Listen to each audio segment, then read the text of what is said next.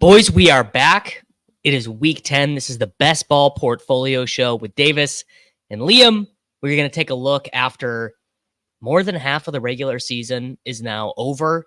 The Best Ball playoffs begin in 5 weeks. Unbelievable how soon the Best Ball fantasy football playoffs are going to start. We're going to take a look at what worked, what mattered, what has not mattered.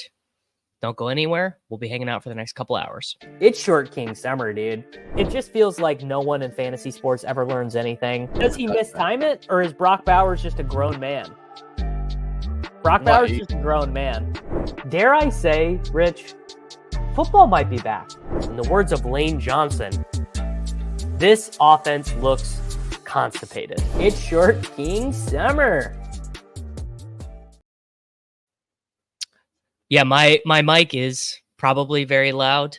Yeah, something like 2 months or two shows ago, your mic was quiet, and now I caught some of your other show, and you're just now very, very loud compared to other mics. I need I turned it down a little bit in StreamYard. Maybe that'll help. I also have a bunch of fans going in my my basement right now because my basement flooded yesterday. I woke up yesterday to some standing water down here in my fake office. So we got a bunch of fans going. We are I thought my season was over. Liam, I saw Mahomes limp off the sideline. He's so dramatic, bro. He's so dramatic. Every primetime slate, he's like, you know what? I got to get the people talking. I got to really struggle to beat Tampa's terrible defense. Like, how are they not dropping 40 on Tampa's deep, man? And because Xavier Worthy doesn't know how to keep his feet in bounds. Well, it's not his fault. He wears a size 12 shoe. And then, no, that was such poor spatial awareness by him on a walk-in touchdown. That was really, I mean, that's just such a metaphor for my best ball season. He's wide open. The play works perfectly, and he Jonathan Mingo did basically. Remember that play where Mingo caught the ball and jumped out of bounds?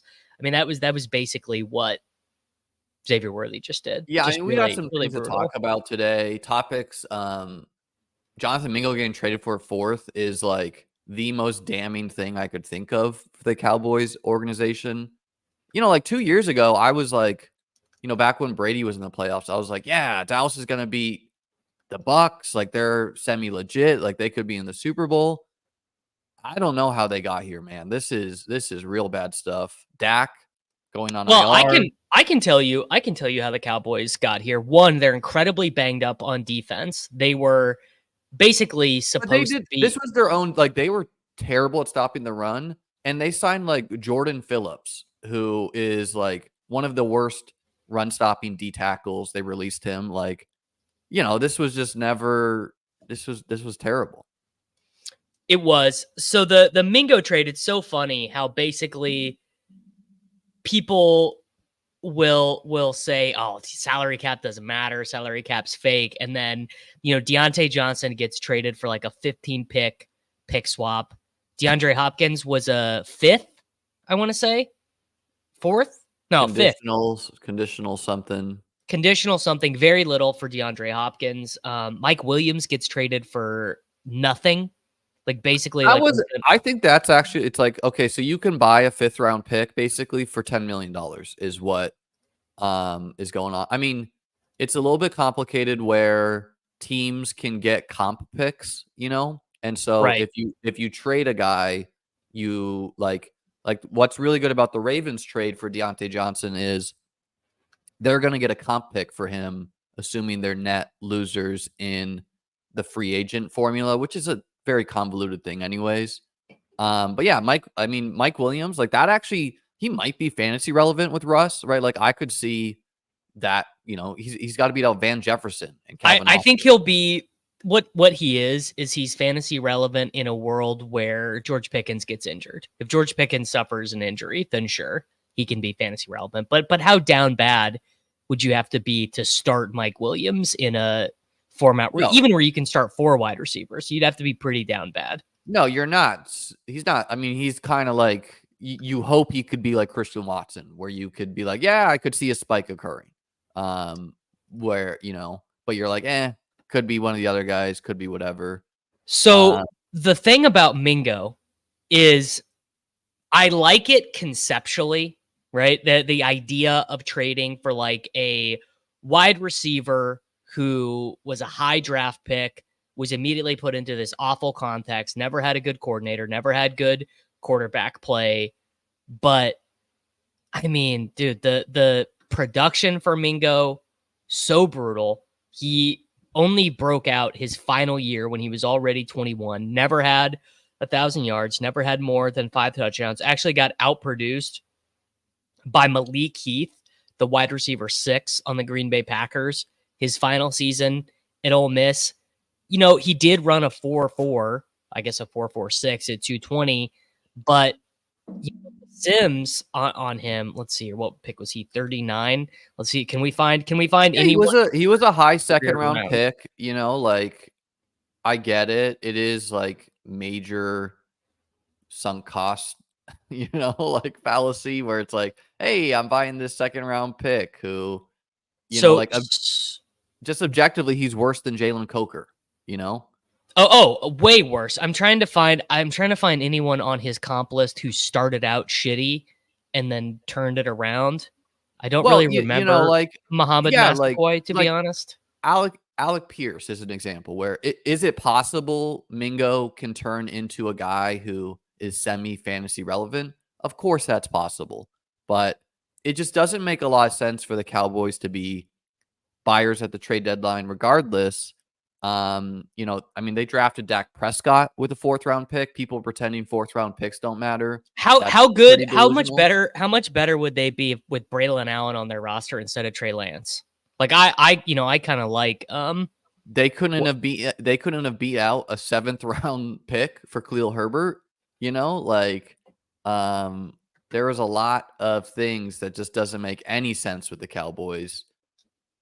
It's over. Like the Dak era, I think, is over. I don't think they're facing. Is there an out in his contract?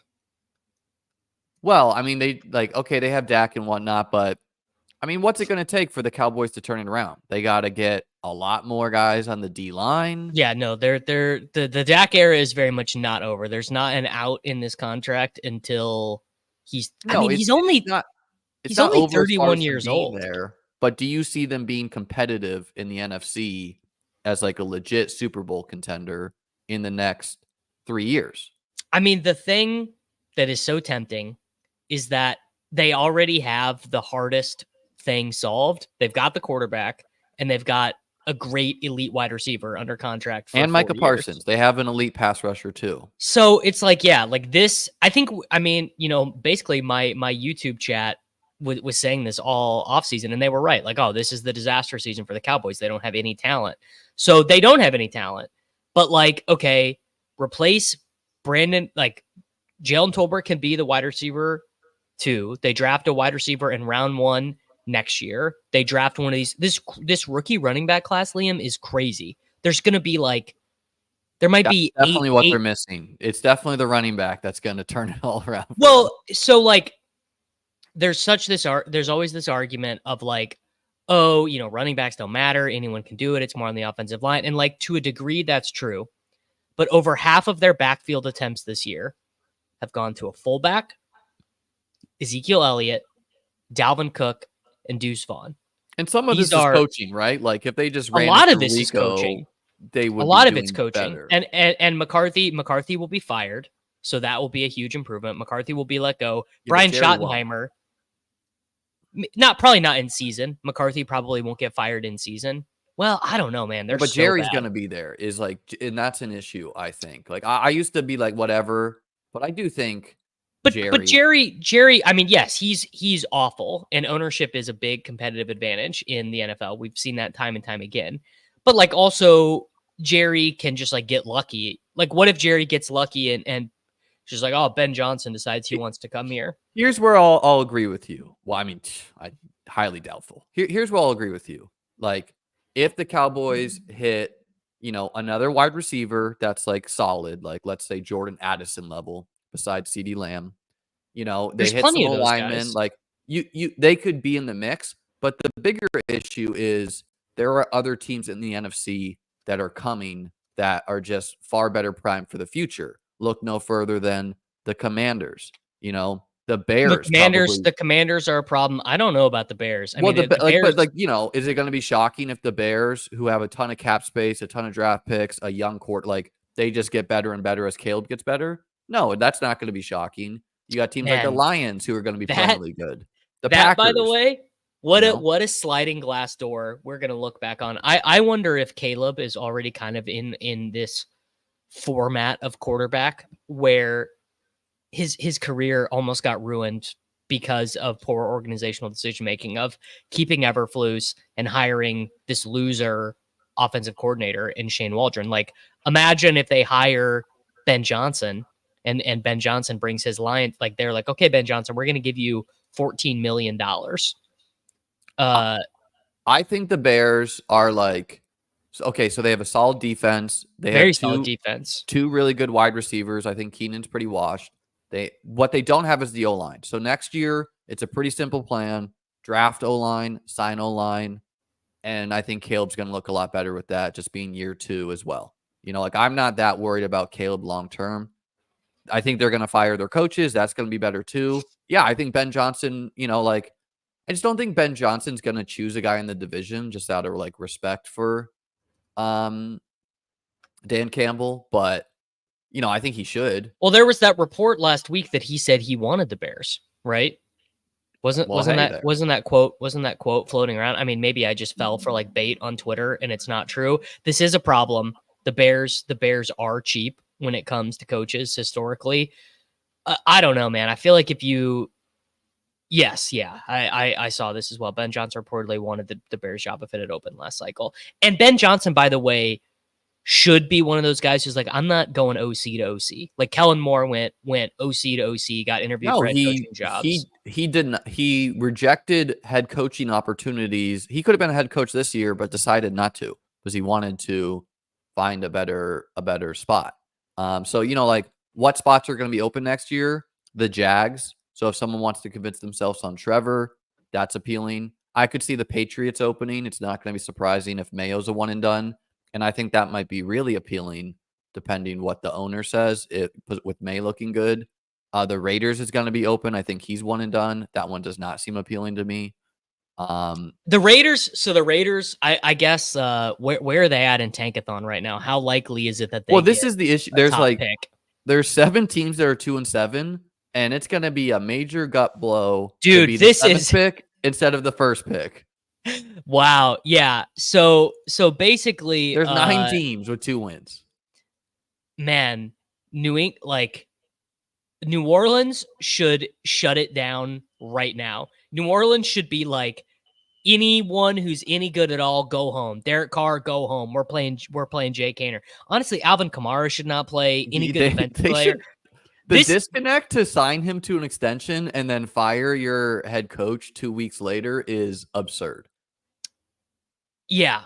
So, you know, the Saints trading Lattimore was like an indication that they're ready for pain. Yeah, this is wrong. NFL teams do tank.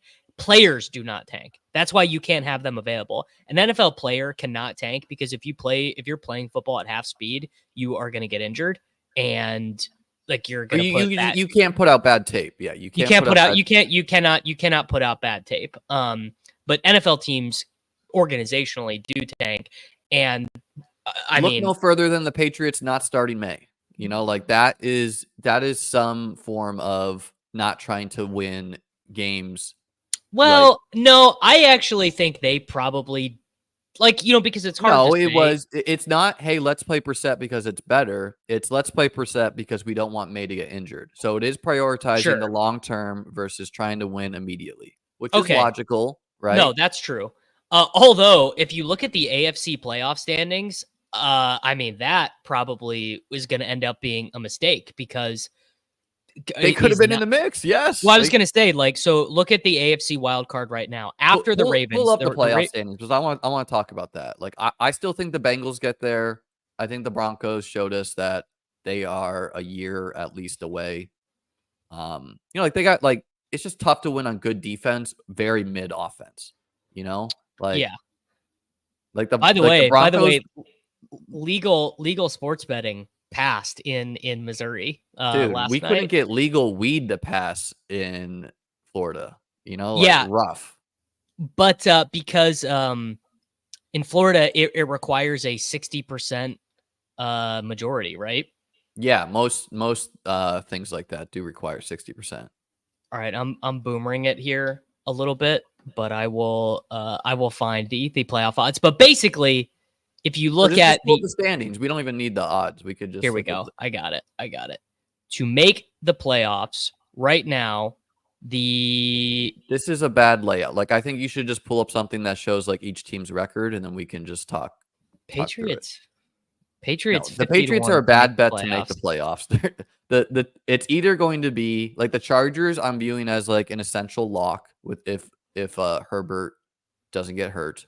I view, and then it's a race between the Broncos, the Bengals, and can you scroll down? And like the Colts. And so it's like the Bengals got to beat out they have to win tonight.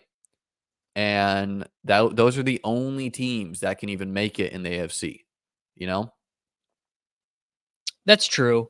I wonder, but like, dude, the Patriots could have made it. You're telling me the Patriots couldn't have 5 wins right now if Drake May was the quarterback? I feel, I don't know. I mean, well, this is a good question. Do you think the Dolphins are like? Do you think they think they're drawing live? That's a pretty good question. I mean, that's really going to No, I impact think fantasy that loss football. to like they need to literally go 8-1. You know, like I think that loss to the Bills crushed them. They would have viewed themselves like I think they're good, like they're better than the Broncos to me as far as like going far in the playoffs, but they're too buried, you know? And really the reality for Miami is last year was their year. They went semi all in. Like they paid guys. This year they lost a lot of guys. They're just a worse team than they were last year. They are, yeah. I mean, remember Odell Beckham Jr.? Hey man, he caught like 3 passes against the Bills. Because yeah, it's like it's the Bengals, it's the Colts, and it's like, come on, man. Like I personally, you know, as far as like the Bills making the Super Bowl, I don't want the Bengals to make it. But as far as like a fan of good football, I want the Bengals to make it. And I think if the Chargers and the Bengals make it, like you don't really want to face either of those teams if you're not the 1 seed. Those teams can beat you. Those teams can beat the Ravens. This is actually a good question. Will the Jets make the playoffs? The Jets are now up to 3-6, so they are only behind the Chargers, Broncos, Ravens, Bengals, and Colts. I would say no. Like I think it's hard because they got to leapfrog. They got to leapfrog the Bengals. You know, like forget about and the Bengals are better. Yeah, forget about leapfrogging. You know, the Broncos, which I think the Broncos will take care of themselves somewhat. Like they're going to lose some winnable games, but right. They do have a good recipe for beating bad teams, right? Like good defense, can't like quarterback runs to move the chains. You can win a lot of games like that, but you know, like we need the Chargers to beat the Broncos, the Chiefs to beat the Broncos this week. I don't know if it's a Bengals must win tomorrow, but it's pretty like effing close. It's pretty close. Yeah. Pretty close. So yeah, I mean, I think the Jets are better, you know, as far as like could they upset a good team in the playoffs versus the Broncos, but this is also true. The Steelers choking a 6-2 record, very in the range of outcomes because there's a very bad team. I'd be for that, but like they are also a team built to beat the teams that they like should beat, you know? Like, you know, they're going to get destroyed in the playoffs, but I think they've just built too big of a lead. Like it could happen, but and I'm not looking at every team's schedule, but let's look at the NFC standings because I think that one's pretty interesting too, where there's a lot of there's a lot of like the parity. The NFC is the really interesting NFC is what ends up happening in the NFC West. I bet on the Cardinals to win the division at 9-1. No, I mean I think that will probably end up not winning because the 49ers have been very unlucky to be 4-4. And honestly, like They actually might be the worst team in the division. Weirdly, they're first place, but they might actually be the worst team in that division. But it's just fascinating because these teams are in such a rock fight every time they like every NFC West game is such a rock fight. Yeah, and I think the North is pretty interesting too, where okay, so we're giving it to the Commanders, the Eagles, the Lions, Vikings, and Packers, and that leaves the That leaves no Falcons one. and just one from the West, right?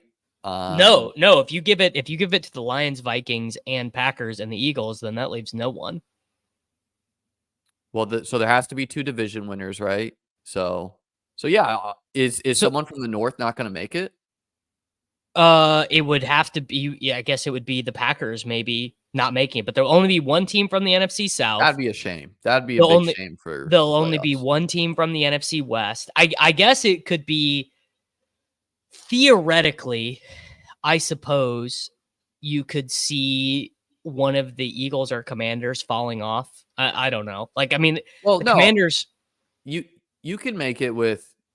So the 4 division winners plus the Eagles is 5, plus the Vikings and Packers is 7. So all those teams can make it, and that just leaves only one team from the West. There is only one team from the South. You don't even need to look at it. It's just like the Falcons are going to make it.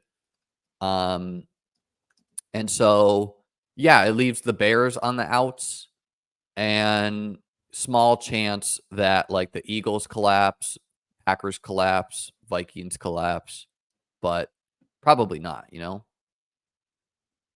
The collapses in the NFC seem very hard to imagine. Like, how do I guess the Vikings could, Darnold could turn into a pumpkin. Brian Flores' defense gets figured out a little bit. It's kind of breaking in such a way in the NFC though that all of our relevant teams are not going to be giving up. I guess if you Alvin Kamara, that's an interesting one. So Alvin Kamara's let's check Alvin Kamara's advance. By the way, guys, I couldn't get into BBMDB this morning, so I couldn't pull the advanced rate threads to talk through. Look at that. I shouldn't have. Yeah, I shouldn't have refreshed. BBMDB not doing so hot. By the way, my advance rates are at 50% this week. My advance rates would have been a little bit nicer with. What I did want to tell people is, I think something cool to track is just how accurate the expected advance rate is. So everyone at home, once you can get into BBMDB, just jot down your expected advance rate each week, because I can just speak for myself. Mine went from advancing 18 to an expected of 18.3 last week to again advancing 18 this week to an expected of 19.3. So, swinging by one team, pretty normal. But I'm sure there are some people who's like expect to advance 25, and then 1 week it's 20, and then 1 week it's 30, because again, the way that they're trying to predict it, like, you can't exactly predict or project Chase Brown to score 30 in a week, right? Like this is not going to be his projection. So, well, weirdly, Chase Brown scoring 30 didn't even really do too much for my advance rate. I guess because it's such a thing where you're like, I've got like Mahomes having his best game of the season and Chase Brown having his best game of the season. You'd think like, oh, smash. It's like my advance rates are going way up. But that is not the case because they're on a lot of bad teams. They're on a lot of bad teams is the thing. Well, and the other thing is you need that to correlate with bad weeks from Henry and or Saquon. Like the big ones that are advancing right now that are going to drop back is like the Chris Godwin teams. Now it's going to be somewhat okay because it correlates with Baker, who continues to smash week in and week out. And I'm sure Cade Otton, who is looking like a very strong pick. Oh yeah. Cade Otton's got to be a super high advance rate pick. Yes. But like the Chris Godwin teams, like they're out advancing Brian Thomas Jr. teams, which just probably will not hold simply because Brian Thomas Jr. is playing football and Godwin is not. Let's talk about some of the other trades. Khalil Herbert to the Bengals. My take is I do think Chase Brown will be like semi-used like he was in college, aka a huge workload for the short term. And then long term, like like people are like, oh, Khalil Herbert's this big. He's the same size as Chase Brown. So it's not like he's like Derrick Henry out there. I think he'll get, 8 rushing attempts a game. If he's a better pass blocker, maybe he will play third downs, but not immediately. Zach Moss almost certainly done for the year is my intuition there with the neck. Yeah, they already said he's not going to come back in the regular season. Yeah. So he's like a drop and managed, and I'm averaging like one 2x exposure guy out for the season a week right now. Moss wasn't going to be a good pick anyways. I did pretty much just split the Moss and Chase Brown bags. But is what it is. Yeah, I really wish obviously now I wish that I would not have done that. I wish that I would have just stuck with what I was doing the entire time. I mean, Chase Brown is still, I believe, my third most drafted player, which again, this year doesn't really mean anything. This is such a season where points have been so low across the board that getting the here I pulled the tweet up. This is really all that matters in fantasy this year. The advance rate of rosters that does not have Derrick Henry, Saquon Barkley, Alvin Kamara, Darnell Mooney is half of what just like a mean expectation advance rate would be. Only 43,000 teams are advancing without Henry, Barkley, Kamara, or Mooney, which is it's a fun dynamic, right? Because obviously you want these guys to advance, it's not that fun. Well, it is a fun because in some ways, right? Yeah, I hear you, but it is fun in the sense that your playoff teams that don't have these guys are very well suited to win the contest in many ways because, like, okay, a Derrick Henry team with like a wide receiver, like let's say a Saquon Derrick Henry team that has a wide receiver crew of like Quentin Johnston, Jalen Tolbert, like whatever. Quentin Johnston, a huge advance rate guy, which but it's like funny. Okay, they've ran extremely pure to get wide receiver production at all right now, but I really don't like the chances of the weak wide receiver teams with these guys to piece it together in the playoffs for 3 weeks straight. Where it's, like QJ was uncovered on a touchdown, right? Like that's just not going to happen. He leads fantasy football in I can pull it up on fantasy points data, but basically the percentage of points that he has generated on busted coverages, which is obviously DJ Chark could return in which he will next week, and he might not even be on the field. Like who knows how it goes? I think he will. Like he's played well, obviously, but it's in the range. The only thing left to cope for myself basically is that you just have to hope that Henry and Barkley have bad games in week 15. Like that's really it. Like if you just tell me right now Barkley and Henry each score like 12 points in week 15, then there's hope. If you tell me, I don't even know who they play in week 15, but if those guys get 25 in week 15, it's over because you'll just truly would have had to have had them this year to advance any teams. Well, there's going to be a lot of them in your playoff pod, so that's what I'm saying. Yeah. Well, and maybe I don't know. That's the fun part of the, for whatever reason, this is not really predictive, but the advance rate kings in the regular season have not really made their marks in the playoffs year after year, where it's like Raheem Mostert, he was okay. Josh Jacobs, he was just okay. The only Cooper Kupp did somewhat. He was 50% represented in the finals the year I won. Mark Andrews was over 50% represented, had more to do with his playoff performances than his regular season production. But yeah, you wipe the scores to 0. I don't know, these Puka teams, Bijan teams are coming on real strong here. I got some fun teams that I'm just excited for the playoffs to get here. CMC coming back is going to be a huge wrinkle because CMC is basically not that could be one of the biggest wrinkles in best ball of the entire year. If CMC comes back and he's smashing immediately, like in terms of like things that are, we're 9 weeks in, what could be some of the things that really fuck with advance rates? Obviously, it would be Barkley and Henry getting injured or playing poorly, or it would be McCaffrey coming in and, absolutely smashing. Yeah, this is basically the exact wrong way to analyze fantasy football. Most CMC lineups are so far behind it won't matter. It's definitely not true. I mean, I looked yesterday before BBMDB went down, and I have 2 CMC teams that are close within 20 points. I do think CMC teams are going to struggle to be, like a good advance rate from CMC at this point is maybe 9%. If he just comes, but that would be literally tripling. No, I understand, but right now, I just don't. It's far from a lock that we're going to get CMC usage from last year, right? Where not only has Jordan Mason seemed fine, but Isaac Guerrero, I think Isaac Guerrero could just be Jordan Mason off the field. He's looked good. And the 49ers literally did this to themselves by playing CMC in garbage time many times last year when it was not necessary at all. Like when they're up 20 points in the fourth quarter, they're trying to get CMC another touchdown.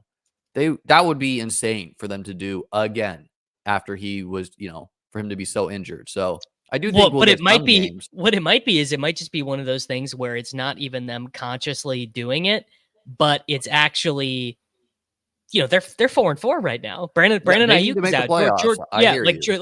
George Kittle is 31 years old. And we actually have seen this plenty of times in the NFL where a running back who either comes off the couch or comes back midseason they're fresh. CMC has not been tackled in 18 months, sure, maybe his Achilles will flare up immediately and it'll just be an all-time lost season. But this is exactly what I think. I think it's very similar to the Kyren Williams thing.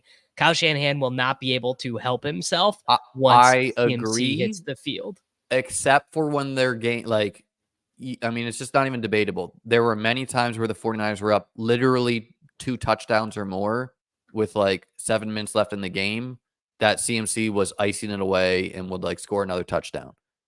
That I think doesn't happen where, CMC may get his 20, his 25, but as far as icing the game with another garbage time touchdown a la Mike Gesicki last week, right? I don't think we're going to get that as much. Correct. Which, that's that's a difference between a 25 and a 40-point game or whatever. For how many points behind for a team to be officially dead? I think right now, 60 or 70. 10, 11, 12, 13, 14. So we're 5 weeks out. I still think you can make up 100, but that team the team in first needs to have some injured guys. And you need if you put together 3 150-point weeks in a row, you are going to be closing if your team is coming on strong. And who are the teams left to have bye weeks? So the Ravens. So dude, something that's so fascinating. Ravens and Commanders in week 14. So some of the biggest advance rate teams. Well, the Texans are going to have a really low advance. Texans are going to be the advance rate. We're getting Nico back. He's going to be just because they correlate with the Ravens pieces, they correlate with Lamar too. So, and Tank Dell could be a semi-league winner down the stretch here. I would be surprised by that if he was. It's hard for any wide receiver to be a consistent guy every single week, but I mean, he just had 120 yards. Yes, Nico's coming back, but it's if Stephon Diggs did not exist going into the year, where would Tank Dell have gone in drafts? Yeah, early. Yeah, probably. He would have went where the Waddle Olave guys were going. That's actually, I did really want to cover this topic with you. I did a video on Monday about this, but I ran I didn't run the numbers. I literally counted them one by one. Guess season-ending injuries from wide receivers drafted in the top 100 overall picks last season. I did see a tweet of yours, but So I'll just guess a third. No, just one. Mike Williams. That's it. Only season-ending injury. In Oh, wait, 2023. In 2023. Last year? Yeah. No. So this is like a overcorrection based on what's occurred. And it's a good reminder, like, to vary your drafting style, because you can get out. Like, I would argue last year was an outlier in the reverse as far as how many running back injuries we got from the early guys, right? So it goes both ways. And it's just a reminder that, like, yes, zero RB can crush in a year like that. But there are also years where all the wide receivers get hurt. All of this year, last year, a bunch of quarterbacks got hurt. Like, chaos is going to happen. We can't predict how the chaos is going to go always. And so you should vary your style if you care about, if you care about spreading it out. I do think it's okay in a top heavy contest to be like, I don't care if I have a bad advance rate in a given year. I'm going to draft all my teams this way. It's either going to go really bad or really great. Like, that's another way to approach it.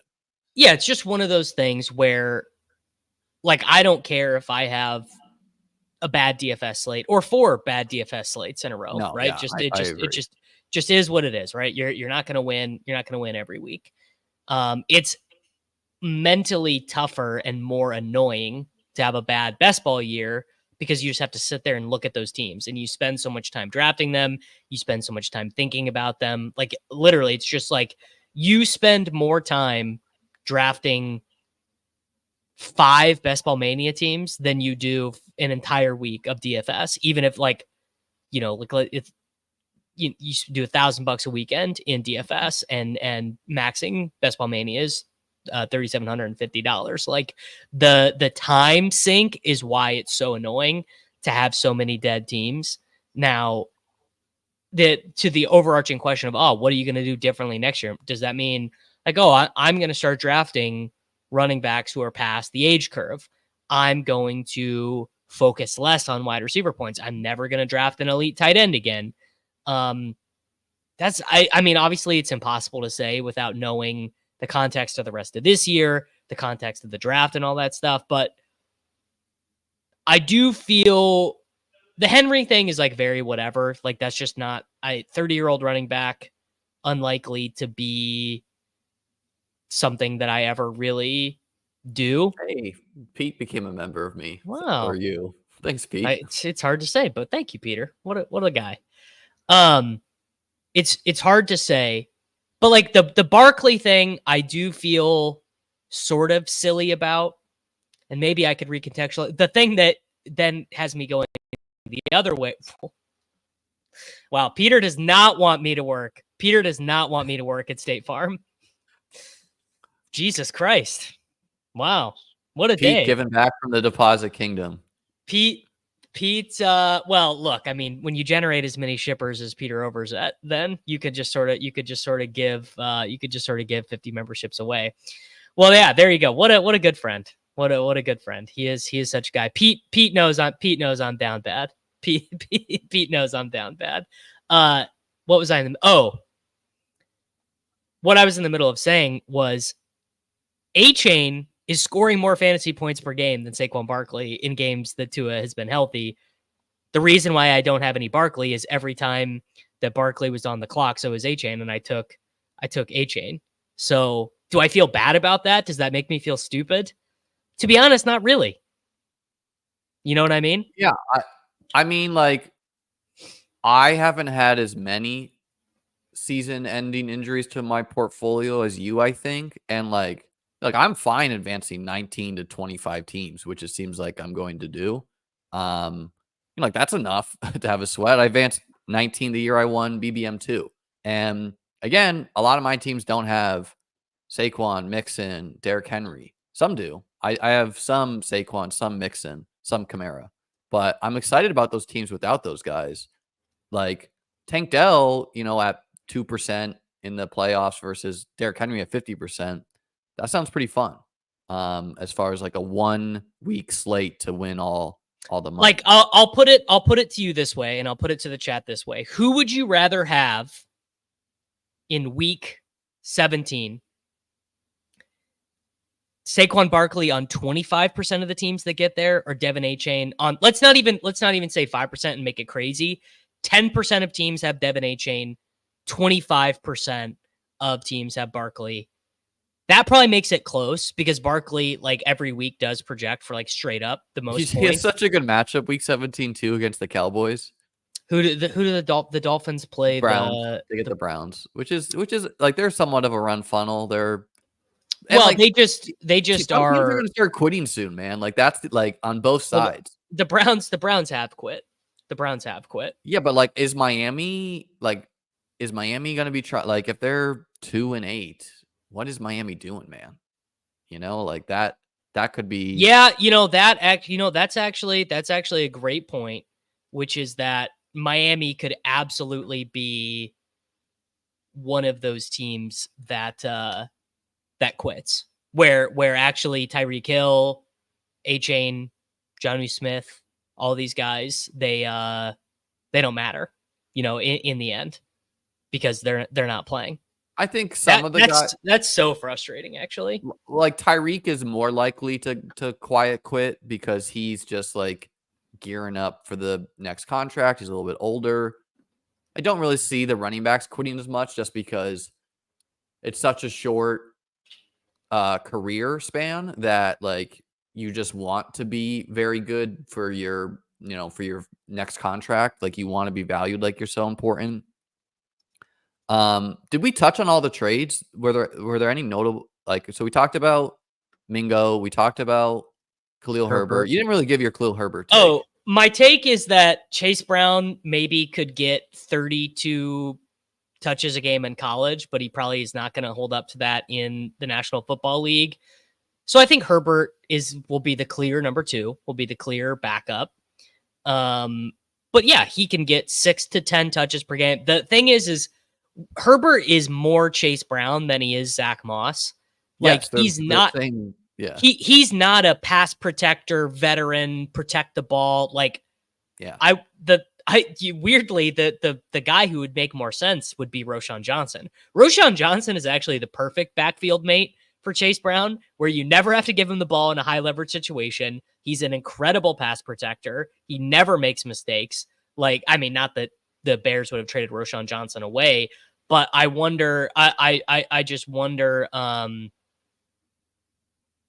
what are they thinking? What are the Bengals thinking? Are the Bengals thinking, oh, we'll play Travion? Because what they did in this game against the Raiders was they played Travion Williams in some of those long down and distance, but he got 0 touches. Like they're not giving Travion Williams the ball. So I'm just wondering, what do you think their plan is? Because it was a weird trade. It is like, I don't know how much we can take because it's like, okay, they played the Raiders, a team everyone runs the ball on. So It's like tonight against the Ravens. It's just going to be against the Ravens. It's going to be tomorrow night. It's going to be a way more pass heavy script. It's very unlikely we're going to get like Chase Brown 20 rushing attempts, which, like Chase Brown 5 screen passes, you're happy about that too. I'd be very excited about these Chase Brown. Like that's the other thing is that I'll take the under on this for my life that Herbert gets 10 carries a game. Herbert has 8 rush attempts on the year. Yeah, I don't see him, like, I think it's like 8 max, but another market dynamic that's occurring here is not only were the early running backs good picks, but the more 0 RB range of guys, a lot of them have been bad picks. And then the good picks because no running backs have been hurt. For 0 RB guys to hit, running backs have to get hurt. No, but I'm telling you, like, these guys didn't require injury as far as Brian Robinson. He's been good, but missed time. Chase Brown, he's been good, but he's more coming into himself now. Rico Dowdle has been very okay. He's like a hit there. But then you have a lot of busts. You have Devin Singletary, lost his job. Zeke, seemed like, can we talk about how wrong your Zeke conspiracy was, where he's now ejected from or he's deactivated from the team or whatever? Like, the Rico Dowdle conspiracy to well, get first Dalvin off, Cook? it was not my conspiracy. It was a No, conspiracy that whoever pushed that out there, it's just funny that literally the next week Zeke is deactivated. I mean, which maybe I guess could bleed into the conspiracy because Dalvin Cook got activated again. But anyways, on the other, do you think they cut Zeke? They probably will, right? they should. But like Trey Benson, he's been a total zero to date. Total zero. Yeah. And might be something going forward, right? Like score a touchdown, James Conner, but it's too late for them, right? Jonathan Brooks, literally been a zero. It's too late for those teams, right? Like unless they paired him with Chuba Hubbard, they're just like they're getting no running back points. Blake Corum, I don't think people thought that Blake Corum would have no fantasy points on the season up until week 10, right? Like you thought if you pieced together enough of these guys, Jalen Wright, right, that you would be getting some running back production, Khalil Herbert, and you just haven't, right? Some of it is for the lack of injury. Some of it is because these guys just have not been producing like you thought because, it took a leap of faith to be like, oh, the third round rookie is going to split touches with James Conner. And then Well, the it's Cardinals just are here. like, no. I pulled up a draft board. So starting at pick 100, Jonathan Brooks, like basically worst pick on the board. Pollard's been good. Pollard's been good. Javonte probably is like a neutral advance rate guy, right? No, he had one good week. Jalen Warren's been bad. One good week for a 10th round guy. I mean, what more do you want? But like the teams that built wide receiver heavy, elite quarterback, elite tight end, and then when Javonte Williams, Zach Charbonnet, Jerome Ford, and just took 7 running backs, those teams are doing very bad. Those teams are dead. Yeah. You needed to and I have anyone who's advancing teams like that, you should be excited about just because it's so hard to get them there. Brian Robinson Jr., small win. Zamir White, worst pick on the board. Tajay Spears, terrible pick. Zach Moss, bad pick. Rico Dowdle, have to count it as a wasn't win. a bad pick. He the chaos didn't break his way. Well, and now he's out for the year. But so the thing with a 0 RB guy is guys like Devin Singletary, guys like Zach Moss. They're risky. Guys they're risky. But they're risky because it's all dependent on what the coaches want to do. Because Zach Moss cannot play well enough. Agreed. To score fantasy points over expectation. He can't get there on 11 touches a game. He's not explosive. And I think the same thing is true for Ty Chandler. Chubb, weirdly, what's funny is Chubb is not a good pick, man. It was almost going to work out for him, but it's going to end up not working out because the Browns are terrible. He needs the Browns to be good. More snaps than him. Yeah, because they were down 20 points. Yeah. Gus, terrible. Zeke, bad. Dobbins, smash. Tyler Algier, not enough for what you want. Tyler, he's done enough, right? He's had 2 big okay. Ray weeks. Davis is a very small win. Bucky Irving, a solid win. Gibson, bust. Chuba, hit. Jordan Mason, super hit.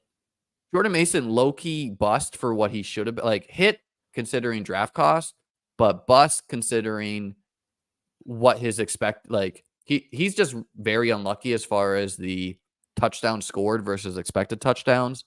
He's under doing that by 3 or so. Marshawn Lloyd might return. Tank Bigsby. Jerome Ford is a bad pick. Why is Benny think Jerome Ford is a good pick? I thought Jerome Ford was going exactly what occurred. I thought would have happened with Jerome Ford, which is that even when Chubb returns, he'd play a lot. And so in that sense, you're just drafting. It's just the team being so dusty is bad for him. Well, and I think what's bad for him is Jameis is a gunslinger, whereas Deshaun Watson would have checked down a lot. Yeah. And so you don't want Brett Favre when you're trying to get running back. Tank Bigsby felt like a huge win for a week, but is now not now you're dude, Mitchell can make his mark here, man. He's a full practice. Tyrone Tracy has been a solid hit. Tyrone Tracy, very solid hit. Justice Hill, huge hit. No doubt about it. Massive hit. But he gave you 2 weeks, and now Keaton Mitchell's back, and I kind of think Keaton Mitchell just doesn't play. Maybe unpopular opinion, but Justice Hill's been so good. I think Keaton Mitchell definitely was like Justice Hill was losing his job for Keaton Mitchell last year, and then he got hurt. Now Justice Hill's been good this year. Remember, Justice Hill is now 3 years removed from his Achilles, which is like that's playing into it too. That sounds insane, but like remember Donta Foreman? Donta Foreman ruined his Achilles as a rookie and didn't come back until 4 years later, and then has basically been, outside of this year, like a very good explosive early down rusher. Boy, I wish I could swap out every time I took Audric Estime for fucking anyone else, because well, yeah, like I drafted a lot of Will Shipley, right? And so it's like, okay, like it required a Saquon injury that hasn't occurred. It could. And by drafting Shipley, it inherently means I don't have as much Tyrone Tracy, which was really like kind of the only guy this cheap, maybe Tank too, who you're like, yes, I have this guy on my team. But Carson Steele. I also wish I could turn every Malik Washington pick into someone else. It's neither here nor there. Yeah, so like this is the type of thinking I tried to avoid. Blake Corum, horrible pick, is like, well, was he I don't know. Maybe he was a horrible pick, because where Blake Corum went, like I ranked Rico ahead of him pretty quickly, where Corum was going ahead of Rico for a large portion of drafts. Until like late in the season. The thing with Corum's price tag, it was definitely indicating a belief there's going to be some standalone value, and there's been absolutely no standalone value at all. Yeah. This team, by the way, is like on the knife's edge of advancing in a big dog. Why do I have Najee Harris on a team? Well, and this team seems like it pieced together enough at running back through Najee, Javonte, Rico, Eckler, Khalil Herbert. We up, and then now you got Herbert, and so it's just a reminder that like some years, a lot of these guys are going to be really good picks. Where it's like Breece Hall rolls an ankle, and you're getting just Braylon Allen like starting running back for 6 weeks, or Ken Walker's injury is a long-term thing in Zach Charbonnet starting running back, or like Marshawn Lloyd doesn't get hurt, outplays Josh Jacobs. Kamani Vidal just, looks awesome and beats out J.K. Dobbins. And then there's other years where you're not going to get that. And so, if you're going to build a lot of zero RB, which I think a lot of people did because it was successful last year, and I like to do it every year because it is a logical way to take advantage of chaos, where it is logical to assume running backs get hurt. Let's look at a draft board from last year. This is a draft board from 2023, and we can see the dichotomy of how these things changed. And so the big thing that stands out when you look at the top is the running backs are just more expensive, right? Last year. Yeah. Well, this is all like the quantity of running backs going in the first 4 rounds. So this is like breaking my brain, but this is clearly broken. Did you pull up a playoff pod? I pulled up a playoff pod. Yeah, you can't do that. It's not a logic. You need to go into the regular season. The playoff pods, for whatever reason, are never logical. All right, you learned something new. How do I? That right there just broke my brain. So there's 3 Travis Kelce's on the screen and like 5 AJ Browns. These are all the playoff teams. And that right there just gave me an aneurysm trying to figure out. Okay, here we go. Here's a draft board from last year. So again, the running backs are all more expensive, right? 4, 5, 6, 7, 8 running backs in the top 16 picks. But let's look here. So Connor, huge win. Brian Robinson Jr., huge win. Jalen Warren, smash. Yeah, Jalen Warren was a marginal win last year. Achane and Mostert. Yeah, Pacheco, huge win. Charbonnet was marginal last year. Mitchell was a loss. McKinnon was a loss. Dillon was a loss. Bigsby was a loss. Achane was a win. Mostert was a win. Algier was marginal. Pirine, huge loss. Jamal Williams, huge loss. Rashad Penny, huge loss. Damian Harris, huge loss. When the fuck did this draft take place? The Deuce Vaughn was a 12th round pick. Loss. Singletary, giant win. On averaged 8 points per game, so it's like surprised. Like, he did give you some weeks, but He yeah, gave lost you overall. some weeks. Singletary, one of the biggest, most advanced rate players of the Yeah, year. he was a strong win last year. Zeke Zeke was a actually ended strong up win. being marginal. Yeah. No, he was a pretty good guy down the stretch. Hubbard, huge win. Kareem Hunt was fine. Jeff Wilson Jr., huge loss. Deion Jackson, huge loss. Ty Chandler, I honestly don't remember. He was okay. He was pretty okay last year. And Clyde Zamir was good last year too. Clyde had 20 points in week 16. That was really his only contribution. Rico Dowdle was a win. Advancing you. Yeah. Jerome Ford was a really solid pick last year. Yeah. As was So Zamir. I mean, just one look at just one look at the like a cursory look at a draft board from last year shows how much better of a year it was for 4-0 running back teams. Someone said I drafted hyper fragile but picked all the wrong dudes. I mean, that's almost hard to do because if you have any collection of like Ken Walker, James Cook, like mixing of Kamara or whatever, you're taking it to the bank. Really, the only bad way to do hyper fragile was like CMC, ETN, and then like Josh Jacobs has been very neutral of a pick. Like I don't like who even else is like a bad first like highly drafted running back to have.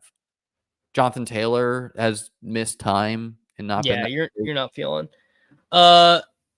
Yeah, I mean, Demarcus Robinson leads the NFL in target to touchdown ratio. So if that was what you were projecting, look, I have 25 Demarcus Robinson teams only because of when I drafted.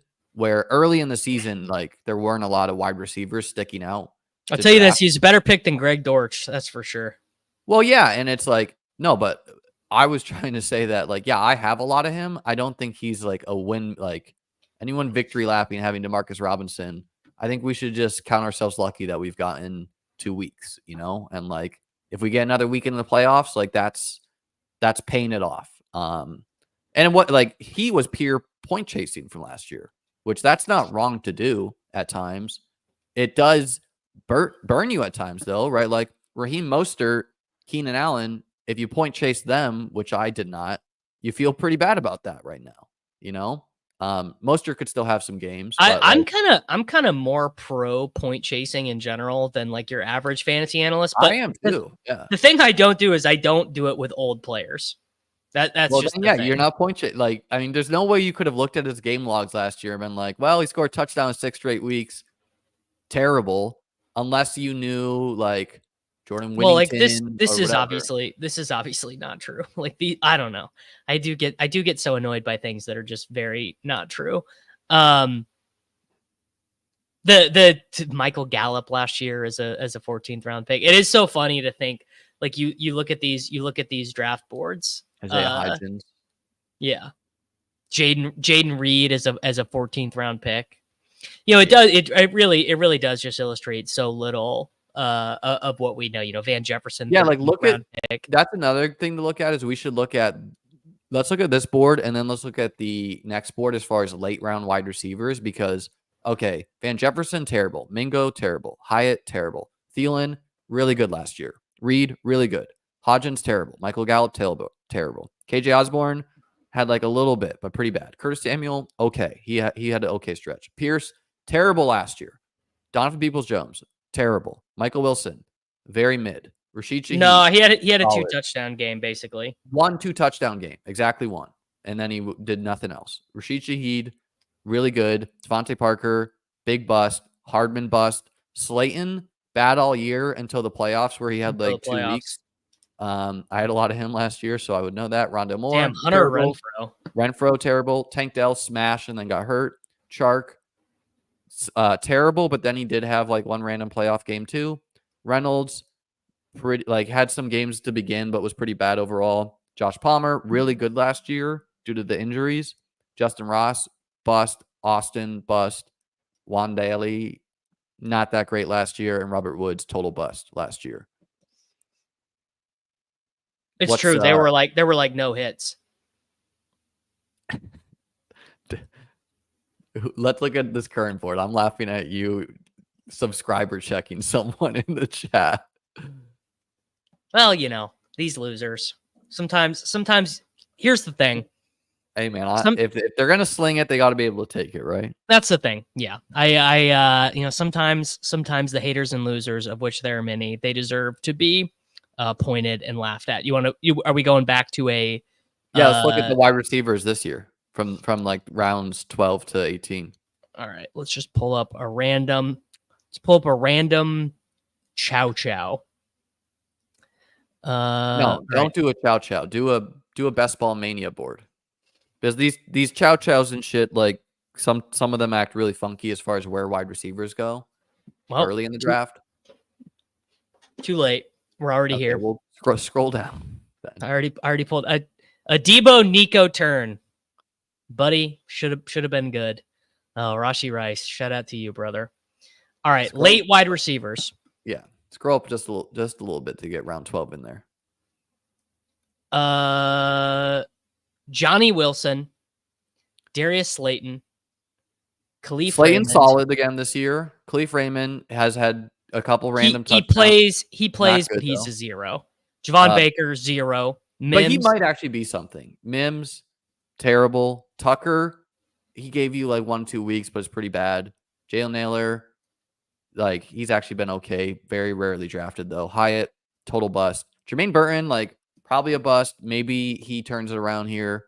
Whittington, not good. McCaffrey, not good despite playing. Quentin Johnston, he's been very good advance rate wise. I don't like it going forward. Boyd, terrible. Brendan Rice, terrible. Malachi Corley, bad. Some chance with the Mike Williams trade that he gets something going. Man, is there a chance? Because I think there is, man. Because there's no Alan Lazard. What's it going to be? Xavier Gibson? You think Aaron Rodgers is going to put him back on the field after he dropped that ball going into the end zone? We need to. I've not been reading the chat, by the way, so I don't know what's going on there. Someone was fighting around, but I do think Malachi, like, I think the Jets need to play him. Like, he showed something. Jalen Tolbert, he's been very mid for, like, as much as he plays, but he's been okay. Dortch, bust. Yoshi Voss. Dortch isn't a bust. He just is not going to matter. He's a bust for as far as scoring. Yoshi Voss, gotten very lucky on touchdowns. Demarcus Robinson, 2 good weeks. Yoshi Voss, probably a very slight win, given how bad late round wide receivers have been. No, he's been a very good advance rate. He's like QJ in that sense with a little bit more optimism where he's had weeks, but I don't like it going forward. Dude, Jermaine, by the way, we haven't talked about this. Jermaine Burton. I mean, can you not just help my bags, dude? Can you not, like, brother, you can't show up to the Saturday walkthrough with T. Higgins out? Come on, man. Yeah. I just that is so frustrating. Rashad Bateman, meh. McMillan, he's got a chance going forward. Thielen, total bust. Wandale, he's been okay. He had like he's like 3rd in the NFL in targets, but like so useless for fantasy. For half point, especially. Michael Wilson, not been great. Downs, a smash going forward. Super Douglas, smash, yeah. He's giving you no weeks, but he's playing. So Leggett, pretty solid. Ricky Pearsall got a chance moving forward, but like no one's really doing anything right now. It's Mooney. Mooney is your late round wide receiver. Mooney and QJ. And QJ, obviously, I would be not as in on going forward. Mooney is people talking about Kincaid. Kincaid is not like a bust. Like, look at Mark Andrews. Look at Travis Kelce requiring a Rashee Rice injury. He had a season high 10 targets. He's going to be fine going forward. He just needs to have a spike week. Someone like wanted me to like talk trash on Xavier Worthy to counter Dalton Kincaid. That's not really my style, despite Worthy not being a great 5th round pick. No, Worthy is not going to get there. Worthy needs. No, I view it the same. Like, Worthy could definitely have a 2 touchdown game. Like, you're fooling yourself if you think the fastest guy in the NFL can't just catch he could. Oh yeah. How often is Tillman drafted? I really wish BBM very was up very right rarely. Now I did pull that. I have 3 Tillman teams. One's advancing. The other ones are like so dead. Like 200 points back. I've got some Tillman teams, but I know they're with Deshaun Watson. So what's the point? Wow, as long as you got another quarterback, you know. Yeah. Kamani Vidal. Just while we're looking here, I'm like, man, Kamani Vidal. That should have been one. There's still time for that, you know. Like injury. Like we've seen Christian Kirk get lost for the year. Zach Moss get lost for the year, essentially. This team, by the way, this team should be advancing, but it's got Mahomes and Rashee Rice on it. It's got Mooney, it's got Likely, it's got Dobbins, it's got well, I guess Mostert is not very good. Fucking Rashee Rice, man. Rashee Rice is that's what I'm gonna remember about this season, Liam. I'm just gonna remember that I should have really gotten there by being ahead on Rashee Rice, and then it's honestly just gonna end up being DeAndre Hopkins' year. Yeah, what I put a tweet out. What wide receiver X for him going forward? Hopkins? Yeah. Like wide receiver 9 or something. You think he's wide receiver 9 overall going forward? I haven't done. I'll do my rest of season rankings later today. Let's look. Rest of season fantasy football rankings. I mean, yeah, he's just Rashee Rice, but he's DeAndre Hopkins. Well, let's look at let's look at this draft These board are here. These are ESPN rest of season rankings. All right. I'd rather have him than Devonta Smith. I'd rather have him than Metcalf. I'd rather have him than Adams, Reed. Rather have Flowers. No, I would rather have Metcalf substantially over Hopkins. Like I think we need that feels about right. Wide receiver 15, wide receiver 18, something like that. Way closer to wide receiver 20. Because would you rather have Devontae Adams or Hopkins? It's very cool, Peter. Thank you. That one's kind of close, but like similar to people overrating Jameis last week because he played the Ravens with like an injured secondary. I don't think Devontae Adams Hopkins is going to have a great week against Denver.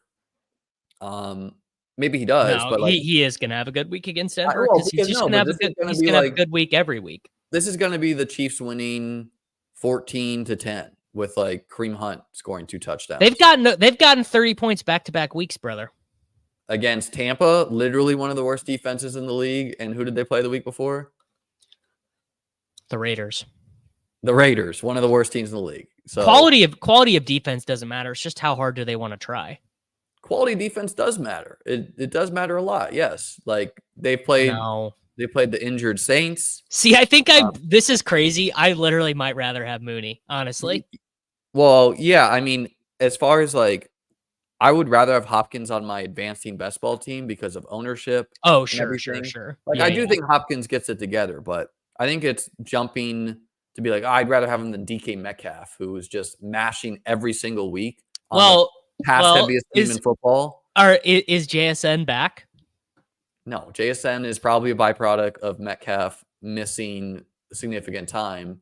So I mean, he has to be productive with old man Lockett and no Metcalf in there. But we are getting Metcalf back in 2 weeks. We are getting Mike Evans back.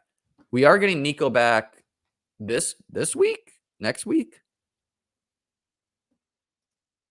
Not this week for Nico. It sounds like I'd rather have Zay Flowers and Jaden Reed than DeAndre Hopkins. Flowers, yes. Reed, no. I don't think. I would just much rather have Reed. I think Hopkins is going to have some great games.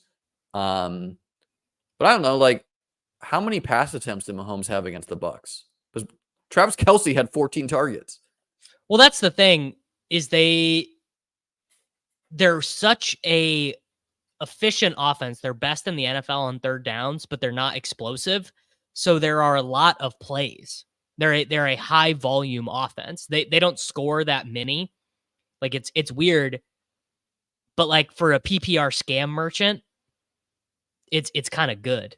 Like I'd rather have Terry McLaurin than no. He's like gotten there almost every week with Jaden Daniels. That's just like a low volume situation. He has to catch a touchdown or he gets like 6 points. I hear you there, but like, I mean, half points the game we're playing. I'd rather have Hopkins than Pickens. I'd rather have Hopkins than Amari Cooper, probably. Especially with the wrist injury. Although Keon Coleman might be hurt, which maybe changes the calculus. I'd rather have a healthy T. Higgins. Keon, by the way, Liam, I played a 2% owned Josh Allen and a 4% owned Keon Coleman in the SPY. And when Keon Coleman... You should have hit me up, bro, because I knew that was a bad Keon week. Like he had a touchdown. He would have had one touchdown. Like you don't beat no, dude. No, let me tell you about your own team. That to me was the same thing as Worthy fucking up that first quarter thing of Josh being like, all right, dude, enough. I'm not throwing you the ball.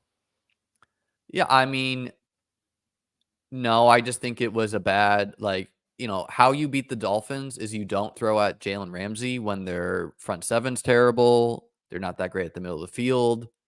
Like I'd rather have Deebo Samuel, pretty egregious ranking here. I'd rather now that CMC is back, I'm less in on Deebo, and I'm like a Deebo guy. He's just way under expectation. So like that's he had the 172-yard touchdown, but he hasn't really had like a Deebo game yet. I'd rather have Hopkins than JSN. Yes, I'd rather have them than Cedric Tillman. Who's too low in this is Josh Downs. I'd rather have Josh Downs than Cooper, Higgins. I mean, Josh Downs is going to like I do think Richardson starts again, so that changes things. I mean, they've said that he is not going to. They said I'm pretty sure Rome Odunze has just straight up outscored DJ Moore. Isn't that wild? We're back. Who do you want to? Who do you want to query? Let's look at our Hopkins teams. Well, let's look at CeeDee Lamb. So what's the deal with CeeDee Lamb's injury? Is this right? This cannot be right. That seems like last week's numbers. Like pull up CMC. Let's see if it changed. Scores updated 15.9 hours ago. I guess CeeDee super boosted. Brown. See what Chase Brown is at. Because that should just be a little bit higher than it's been. Really? Yeah. No, this is updated. Yeah, I'm surprised Lamb is doing well. He's paired a lot with Saquon probably. Lamb paired a lot with the Bucks. Why would that be true? Stuff or whatever that some people. Well, there's an easy way to query that. CeeDee. No, it is true. I do think some people did that, but not. Well, who is the wide receiver who is here? CeeDee and DJ Moore. Godwin is still a positive advance rate guy. I'm saying there's an easy way to check and see if it's true. Who's the wide receiver? Mike Evans. No, let's make it a 6th rounder so that ADP doesn't influence it. Who is a wide receiver? Rome Odunze. He is with Rome Odunze 2,469 times. But Rome was on the other side of the board too. Who is close to Godwin? I'm having trouble. I thought you were just going to do Mike Evans versus. All right, let's do that. Evans. Because he's just a little bit easier to do. 10,000 Evans teams. Metcalf and Moore are your other guys. 4,000 Metcalf teams. And 3,000. Yeah, so okay. So it is true. It is true. Yeah, which I don't want that correlation on my team if the field is doing that, especially because it doesn't matter for week 17. If that gets there week 17, that's just random, right? As far as Lamb and Godwin. This is a good question. How much of CeeDee is with Dak? A lot of them are with Mr. Prescott. What is the deal with Lamb's injury? So he doesn't even have an injury designation on any of the websites right now, but they said he was week to week with his shoulder injury. Okay. So there are 29,000. Are we getting Trey Lance, Cooper Rush? Sounds like Cooper Rush. There is not a way to check this stuff for DK best ball. Can't really check anything. You can download your CSV, which I don't even know there's a way to do, and you can go to bestballexplorer.com. I have 2 advancing Hopkins teams. What about you? Oh, yeah, this is a good question. Well, let's see. DeAndre Hopkins with Mahomes. How many are there in the field? 4,469. How many of them don't have Rashee Rice or Pacheco? 3,380 teams. without Rashi, with DeAndre Hopkins, with Mahomes? How many with Kelsey? Oh, fuck. I might buy one of these teams for $100, Liam. This team right here, Mahomes and Burrow, Mahomes and Kelsey, Burrow and Chase, with fucking Barkley, Henry, and Kamara. Jesus Christ. Okay, so the Chiefs get the Broncos. Probably not the high scoring game for them. They get the Bills. Probably not a high scoring game for either of them. They get the Panthers. I mean, they're going to score points, but who does it? Is it Kareem Hunt? That seems like a game worthy gets there. They get the Raiders. That's a Kareem Hunt game. They get the Chargers. Doesn't seem like a high scoring game. And then in the playoffs, they get the Browns, Texans, and Steelers, which seems fine for the skill pieces. I mean, look at this guy's wide receivers, though. You wouldn't this is exactly the example of a team that I would never draft this. Are we getting a Chase nuclear game tonight against the Ravens? It's tomorrow night, brother. Oh yeah, it's tomorrow. I'm advancing 10 of my 28 Chase teams. I should have just windmilled it on him.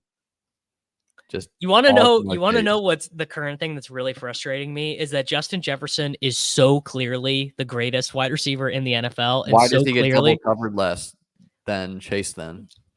Because his teammate is Jordan Addison and his team puts him in motion. Jamar Chase doesn't ever get put in motion. No, defenses seem to respect Chase a little bit more. I'm about to give you I mean, the thing that is frustrating is basically that after Jefferson gets 140 yards, the Vikings are like, all right, well, we're going to stop giving you. It's right about 7 for 140. They decide to start giving the ball to other guys. I don't really get it, but it's very frustrating. No, he's going to have a blow up game here. So yeah, I have 18 advancing teams. 10 of them have Jamar Chase. Let's see. I don't even know how many advancing teams I have. Not very many. There's a lot of binariness as far as whether you're. Look at all these teams that are within 10 to 20. Are these your Jefferson teams? No, these are just my teams in general. Your teams, okay. What's your expected?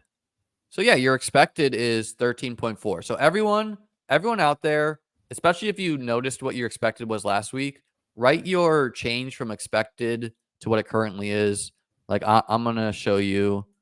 Every time I see Jalen Polk on a team, I'm just like, dude, what were you doing? Well, I mean, what you were doing is you were drafting Mingo, which, and sometimes it's Tank Dell, pull up my comment there. Anyone out there that knows what their expected was last week to this week? Soccer Dave. Expected advance rate 18.3 to 19.3 or whatever it was. I'm just curious how it changed. Yeah, everyone should take a note of this. The Soccer Dave with no advancing DeAndre Hopkins teams. He does have a bunch that are close though. Soccer Dave has a Jalen Hurts, Kyler Murray. One. Yeah. Hartman says his expected is always just half a team less than his actual. Well, they only rolled out expected last week, and this is DFS temp. Thank you. It's so fucking tilting. Just can we just get? Can I get an 11 for 189 in 2 game out of Justin Jefferson, please? I'm literally begging you. So it looks like people's expected this dude knows how to draft. 33% advance rate, bro. Get off me. How many is Soccer Dave advancing? Soccer Dave is advancing 2 teams. He's got some that are close though. Poor form the week after Soccer Dave was let go to be roasting his advance rates. Soccer Dave is gonna be just fine. Soccer Dave is gonna be probably just fine. But I don't condone this. Who else do we look up? Let's look up Peter's teams. Peter's probably advancing 21. Let's look at our best teams, man. I have a Bijan Puka. Pete at exactly average is so funny because of how he drafts. No, he's one below average. Okay, Pete advancing exactly 25 teams would be very funny. All right, let's look up ChessLiam. Yeah, I mean, my favorite here. Put in the team with Bijan and Puka. This is probably my favorite team that it's not advancing, but like as far as like win equity, if it makes it, I really like this squad. No, we got a May team. Polk, of course, it's Polk. Polk's the only like 0, but the Bijan Puka is extremely rare. Dude, Chase Brown is gonna be the answer.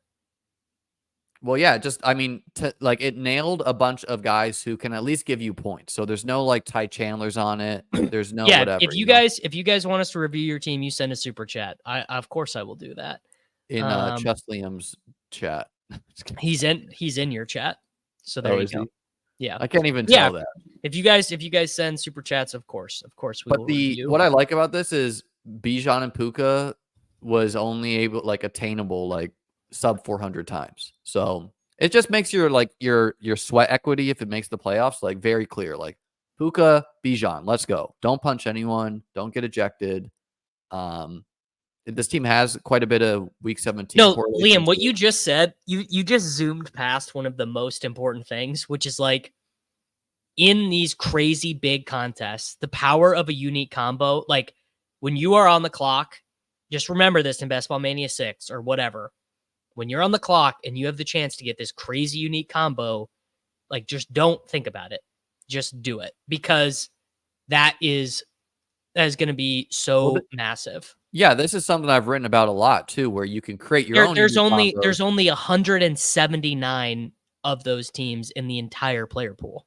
Yeah, and how I attained this was partially through pure luck, but partially I purposely started drafting after we got some negative Puka reports, because I knew there was a time cycle there where it's like inherently once you get negative news, people are going to let it fall. And now it turns out that we were getting negative news cycles for a good reason, right? Like Puka has been a total 0.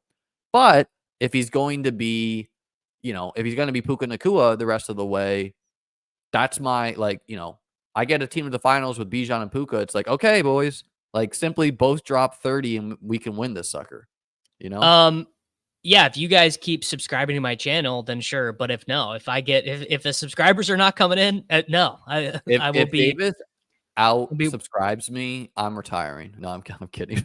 That's inevitable. I'll be working for State Farm. I will not have time to stream. All right, there we go. Here we go. Liam, we got a super chat. Let's bet MMA. I have a Saquon Barkley team new to football this year. Feel gonna max out BBMs next year. This is another thing I want to address, something that MMA is saying here, where a lot of people advanced, someone drafted a lot of Mostert last year and had a good year, and they're like, you know what I'm gonna do? I'm a genius at best ball. I'm gonna now do like 10 grand of teams. And it's just a good reminder that like whether you're having a good year or a bad year, next year is a new year. I do not overrate your abilities or think you found like the secret keys to the kingdom, and just play within your means, Yeah, I mean, I would say I don't love this team conceptually. Okay, so here's some things I don't advise. Here's what I don't like. You should never ever be going 3 quarterbacks with Josh Allen. Don't ever do that on an 18-round site ever. If it's a 20-round site, it's a little bit more excusable. I think the running back quantity is fine, but when you start with Saquon and Kyron, you probably do not need the 6th running back. It could probably be better used at wide receiver. Your wide receivers, you've thread a very thin needle. Okay, so you got Josh Allen to Shakir, you got Cousins to no one. So I don't know why you drafted Kirk Cousins. You have Geno Smith to also no one. So I don't like, you want to be trying to stack your quarterbacks. And then your tight end room, I would never have drafted a 3rd tight end on this team because Kincaid and Njoku are both expensive. So I think you should have stopped at 2 quarterbacks. You should have correlated your 2nd quarterback, and you should have drafted probably 2 additional wide receivers instead of drafting Audric Estime and Theo Johnson. That's my advice there. And the wide receivers are layered in a weird way where they're kind of all PPR merchants other than Dobbs. Like, I don't love that either. I mean, it's not obviously like it's a team that's scoring a lot of points better than a lot of my teams. I actually like the running backs. Like he basically did double anchor RB. All right, here we've got Dave Un. I'm sure it's Devon. I'm gonna grab some water, Davis. I'll be right back. All right, Devon.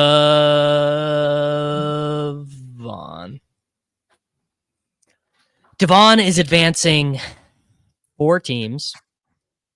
His best team has Love and Kraft, Dak and no one. But he's got Barkley and Henry. Oh, he's got Dak and Rico. I mean, to be honest, this team sucks. I would not buy this team. Let's see if I'd buy this team.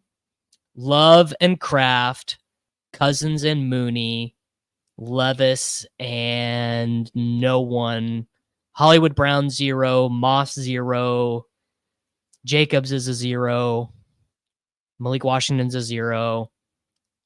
I still probably wouldn't buy this team. Cousins and Pitts, Levis and no one, Knicks, Moss 0, Wilson, Yoshi. Oh, he's got Levis and Boyd. I wouldn't buy this team either. Maybe this team. Hurts and AJ Brown. All right. Love and Dobbs. Walker, Mixon, Elliott, and Dowdle. I don't love that. Pierce 0. Samuel 0. Washington 0. No, I wouldn't buy that team either. Davis, someone just sent me this.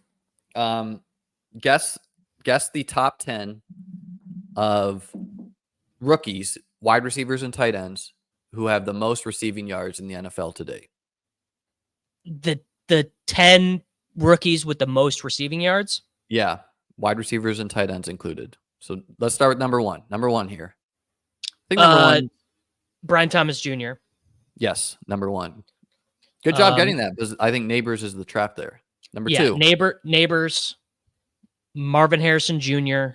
Wait, who are you going for 2? Neighbors. Oh, no, Bowers. Correct. 3. Then Neighbors, then Marvin Harrison Jr. Yes, 3 and 4. Correct. Number 5. I think 5 is kind of easy. Rome. Nope.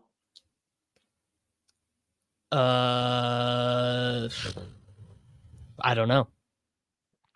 Lad. Oh, Lad. Yeah, sure. Number 6. Okay. Lad, then Rome? No. Worthy only has like 300 yards, maybe not even. I really don't know. That's it for me. I don't think I can guess any more in the right order. Keon. Number 7. Rome. Wow, you could have gotten. I would have bet $25 Rome had more yards than Keon. Leggett. Leggett. Number 8, no one is gonna get, man.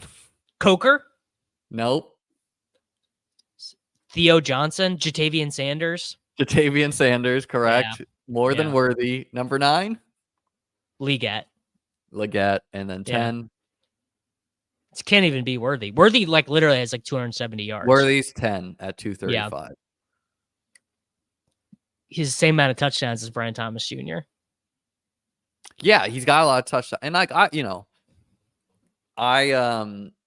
don't know, the rah, your pick's good. My pick, like, I don't think Worthy's a bad pick. I think he was a risky pick. He has a super high ceiling though, right? Like, would I want him on my week 17 squad all else equal? Probably, as far as like a clean sweat of being like, hey, Worthy, go catch 2 touchdowns. We can win this.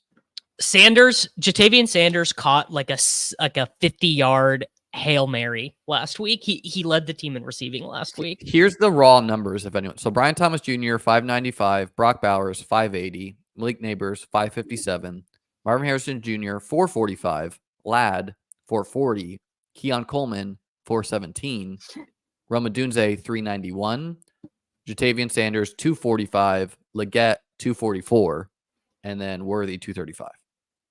Yeah. Yeah, I mean, I'd rather have, as of right now, given their advance rates, I would rather have Worthy than Jacobs, I think, as on an advancing team. That's pretty close. Maybe Jacobs is not Like, advancing. if Worthy is going to turn into like a 3 target a game guy, no, Then you don't want no. anything to Yeah. do. You don't want anything to do with him. But if he is going to have a spike week every 1 to 3 weeks, like, well, he might. I mean, he might not. I mean, that's the thing is they might just be like, dude, you're McCole Hardman. We hate you. yeah, I mean, like, I think at a minimum, he opens the field, though, for, like, Hopkins and Kelsey. So he's going to be running routes. He's going to be Jacobs, in the 20% advantage. rotation. Worthy, let's guess. I'm going to guess a 9%. Yeah. No, okay. That's close enough. I'd still probably rather have Jacobs.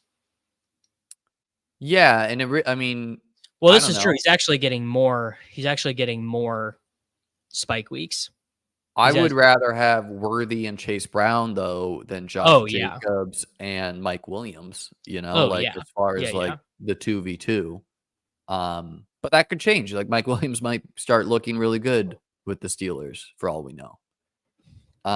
Let's do this. How many Mike Williams, Russell Wilson teams are there? Way more than you would think. Jesus Christ. I probably have a lot of Mike Williams teams. Let's see. ChessLiam has 16 and advancing 3. Wow. Do I even have one? That's a good question. Do I have one Mike Williams team? Gee, why? Why do I have 5 Mike Williams teams? My highest scoring team has Mike Williams. Why on earth do I have 5 Mike Williams teams?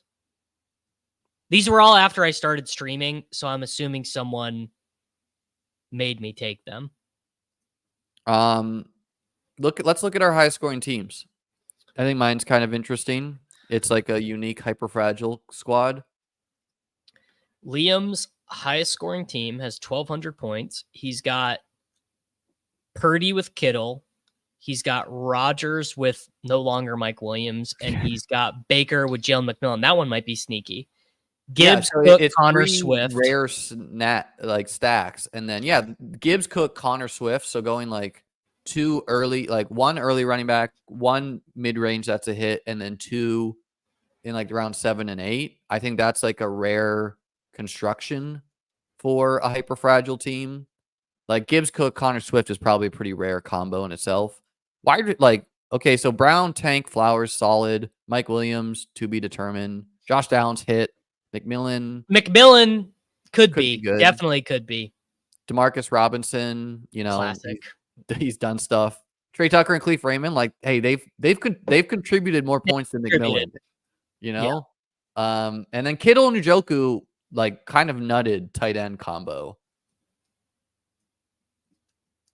Njoku could definitely be the answer to like who was the secret sauce for Best Ball Mania 5 with the injury run out. Yeah, like the team's a little weak at wide receiver for my taste, but assuming, you know, like if Flacco remains in there, Downs will be solid. And then I mean McMillan, Mike Williams leave the candle on for them to be something. Do you both think that elite QB will continue to be drafted lower and lower like it started to this year, next year? I do, because the elite quarterbacks this year, other than Lamar, are not separating themselves. What's going to happen is Lamar is going to be far overdrafted. And I love Lamar. I'm a big every Lamar single year guy. This happens though. Like, yeah, but the guy who scored the most points the year before gets drafted too high relative to the other guys. As someone that's been in the best ball game a while, my first year playing, Lamar and Mahomes were first round picks. And they were second round picks, but then they were 1-2 turn picks, and they were huge busts. Obviously, because like that was Josh Allen's like first year being good, as like he went just after Matt Ryan. The real thing about quarterbacks is it's not like Hurts, Allen, like it's not like these guys have been bad picks. But Jaden Daniels and Baker Mayfield specifically have been really, really, really good advance rate picks. And so 100%. It's going to depend, like what the market does with quarterbacks is going to be very interesting, because if the market just groups all of the quarterbacks together, where it's like basically rounds like 8 through 10 is just all quarterback picks, Well, that makes the elite quarterbacks really good picks because you're only like when it's a 2-round difference on Josh Allen versus Baker Mayfield, like no question. But if it's gonna have like Lamar as a 2nd-round pick, and then again it's like a rookie, the next Jaden Daniels is a 10th-round pick. That does stuff, So I really don't know what the market's gonna do with that. Yeah. If this is true, then I'm going to advance 12% of my teams next year too, because I'm not going to be able to avoid that. I mean, he should go down. Like he should go down. But as well as I do what's going to happen. He's going to suck. He's going to suck. He's going to suck. They're going to get to the playoffs. He's going to score a bazillion points. The Chiefs are going to score a bazillion points. But we've seen this enough. We've seen this exact script enough that like people might finally be like, maybe the regular season is not the same thing as the Super Bowl and playoffs. Like, well, okay. Let me present to you an alternative reality. Who's their projected playoff matchup right now? Well, they get the bye, so NFL projected playoffs. The Bills are not on their side, so like because the Bills get the 2 seed, so the Ravens would get them in 2 weeks. So they get the winner of Chargers versus so they don't so basically okay, let's do it another way. AFC Conference Championship game, Bills, Ravens, Bengals. Those are the only teams that can beat them. Let's pretend Texans maybe. Texans can't beat them, not playing like this. Let's pretend let's pretend it's the Bengals. This is actually maybe even seems the most likely because it could be the 4 seed. So let's pretend it's the Bengals. The Bengals end up being the 4 seed. They come into Arrowhead and they actually can't get anything going. They really try. They can't do it.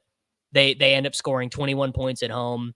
The Bengals, they have a drive to end the game, and Mahomes takes a bad sack. It's 3rd and 13.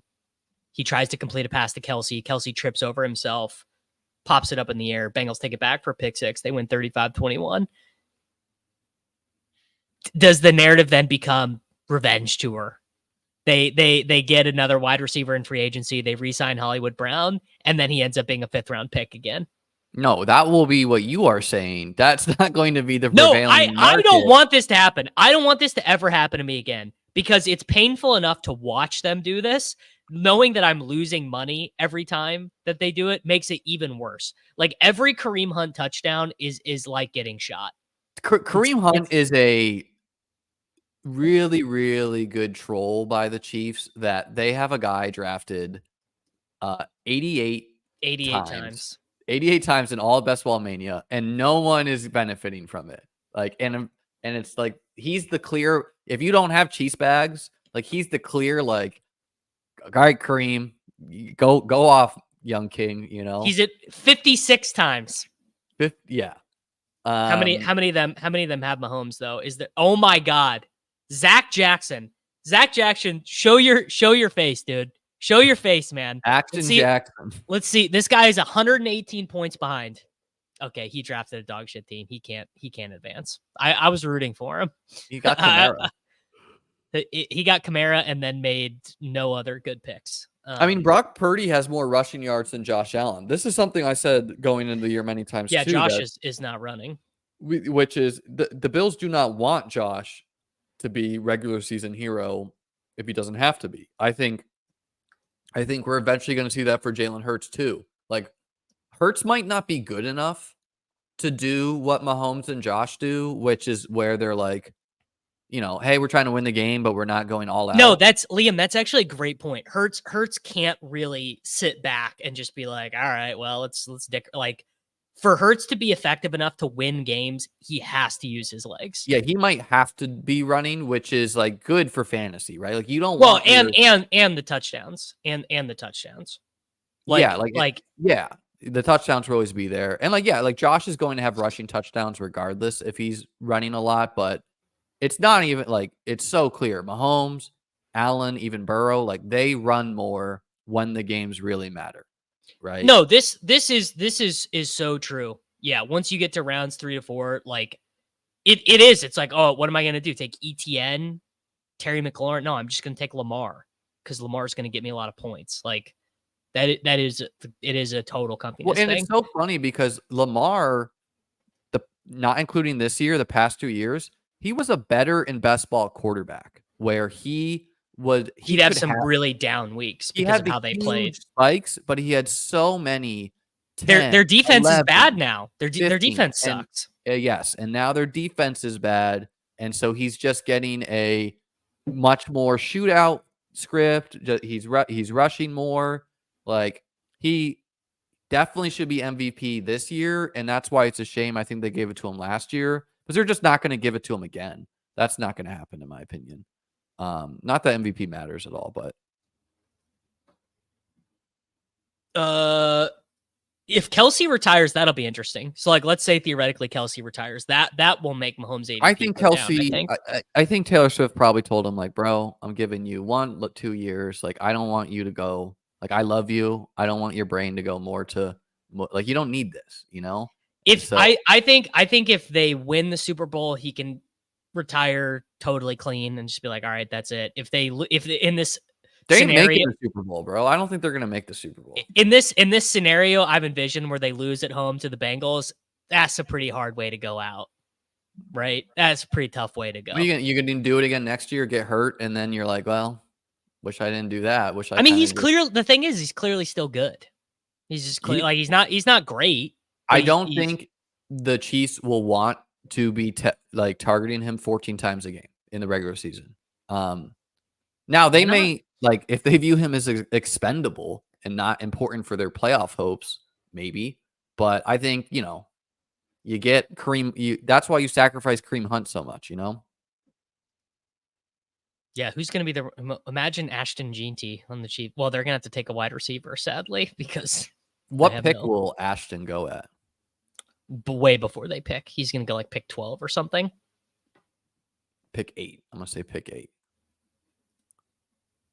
Yeah, I mean, it could be. Let's see. I wonder. Pious Devil. There we go. People, you want us to look up your teams? Very simple way to do it. Very simple way.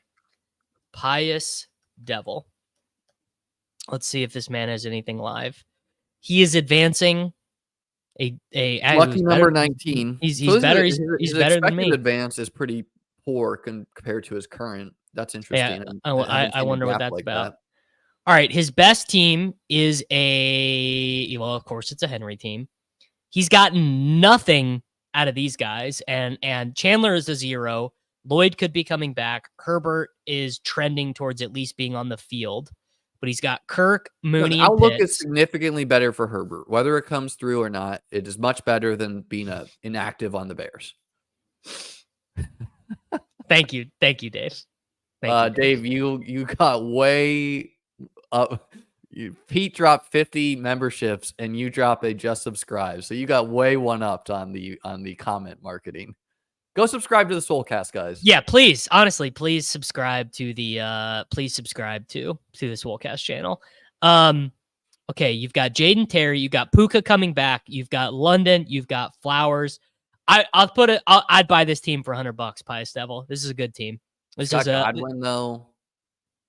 Does have Godwin, which you don't love. It doesn't really matter because it's solid. It's got Puka, London, Flowers, Terry. So here's my big brain thing.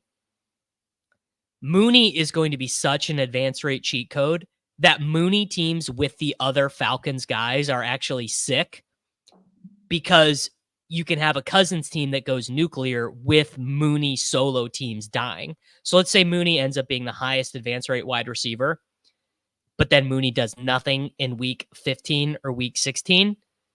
Those teams die on the Mooney solo teams die, but then you still have access to his score in week 17. At 34% right now. Surprised it's not higher, honestly. Yeah. He's been so good. Yeah. And like this is a sick team. This is the Washington Atlanta game. I like this team. This team is on my list of I would buy it. This is a good team. Let's go to Lone Labo. Appreciate you, Lone. Lone Labo drafted 100 teams. He's advancing 27 of them. So GG to you. It's funny. His highest scoring team he drafted in August, and his second highest scoring team he drafted in May. Highest scoring team. I like the early ones. Like, let's look at his May one, just because I think those ones are just inherently going to be more unique. All right, he's got Lamar and hilarious. Bateman. Herbert has not been able to contribute a single point. Yeah, and he's got Herbert with Herbert with Dobbins, which actually weirdly is a pairing. Well, kind of the way the Chargers are playing, it's they throw touchdowns to a bunch of guys who are useless, and then Dobbins gets the rushing ones. JT could be a low advance rate hammer coming back, so that's nice. I wouldn't have drafted Musgrave on this team, but I get it with Hawkinson not starting the year. He's got Brian Thomas. He's got an uncorrelated McLaurin, which is like fine, honestly. Like you'd rather him be correlated, but having Lamar makes Jaden Daniels not that essential. Yeah, I mean Brian Thomas could be an even better pick with no Kirk down the stretch. Like they're not going to be able to build the whole house out of Evan Ingram. Why would this person think that taxes are hard to figure out in these situations? This person, I'm assuming this person has never gotten a 1099 from a fantasy site. I guess that's a little bit of telling on yourself.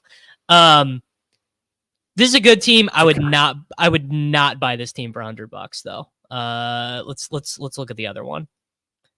This team is Burrow and Chase, Geno and Metcalf, Barkley, Kamara, Moss sucks, Benson, Hubbard, Madison, low-key, very good pick.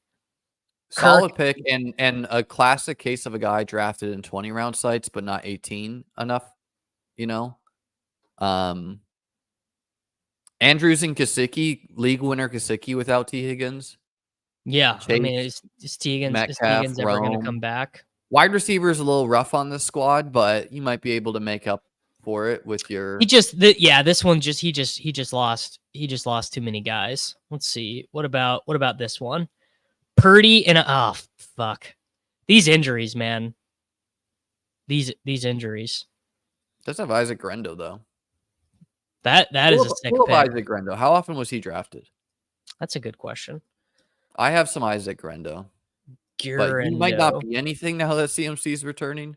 Drafted 6,877 times. Pull up our Grendo teams. I don't know. I bet I don't have any. I did draft some. Yeah, but I bet I drafted them early in the year. You're advancing a Grendo team. Hey. Kyron, Chase Brown, Ray Davis, Algier, Herb. I mean, I don't know how. Khalil Herbert contributed to this team. Chase, Brett. This is a very weird team. Oh, you know who's in this pod with me? Hit him with the gritty and Fareed. What is Fareed's? Fareed is I don't think he's in this one. Yes, he is. He's a mean 08. This was his first draft. I know we all randomly got in this together. And then hit him with the gritty is the other advancing team in this pod. So it's a very poetic pod where it's me and hit him with the gritty advancing. These gritty teams are so bad. It's just like it's so funny. It's outscoring me in this pod right now. Let me tell you, I would not buy this team for $10. Yeah, like this is a classic case of this team can advance, but it like once it makes it to the playoffs, it is a very, very thin path to get the wide receiver points to be the top scoring team in the pod against other super teams, right? Like it needs Jalen Tolbert, Jerry Jeudy, Cortland Sutton, and are there any other wide receivers on this team? Oh, you CeeDee Lamb too, I think, right? Yes. Yeah. Yeah. So it's got 4 wide receivers. Now my team's not that strong a wide receiver either. Chase, Mike Evans, Brian Todd, like it's a little bit better, but Samuel and Mike Williams being busts doesn't help the case there. You got Hopkins though. And I don't know if it has any other wide receivers. I think I just went running back heavy. It's got Baker. It's advancing because of Baker. Well, I mean, there are worse things. What can you do? Let's see who else is interesting. Who else is a low-owned guy? I wonder if Hunter Lupke. I just saw his name. I wonder if he got drafted at all. There is one Hunter Lupke drafter. Hero. This guy, like, One of my best ball picks ever, which didn't pay off in any way, but it was a really good pick, was the year Taysom Hill. We actually, funny enough, did a pod together where I like back in May and talked to you about Taysom. Taysom Hill with a 14% advance rate at quarterback. But there was Jeff something. Like he was also a Taysom Hill where he was listed at tight end, but he was the backup quarterback. And I was one of the only people to draft him. And the other thing is like how much best balls changes. Like Deion Jackson, the year that he was JT's backup, like no one drafted him. Like I had like one of like 77 Deion Jackson teams. But like today's market, Deion would be drafted like 5K times. People are like, they react to late news well, you know? Hey, Drew. Thanks for your click. Thanks for your click, buddy. You and Drew got chill it out. He's banned from my channel. He's coming on. He's coming on through you. Let's see. Taysom Hill. Who else is interesting? Who else is a low owned guy? Let's pull up Jeff Driscoll. Tillman. Yeah. Tillman. Jeff Driscoll. Yeah, the Texans. They converted him. He did get a quarterback start. He did. Tillman without Watson. Fuck, that is a hot combo. Let's look at our Tillman teams because I'm like two of mine are. I bet I don't have any. Back. Tillman, I have 3, but they all have Watson. Oh, this one's 53 points. That's in the mix. So Brees, Chase, Algier. Wow, this is a Brown and Moss team. What a cuck.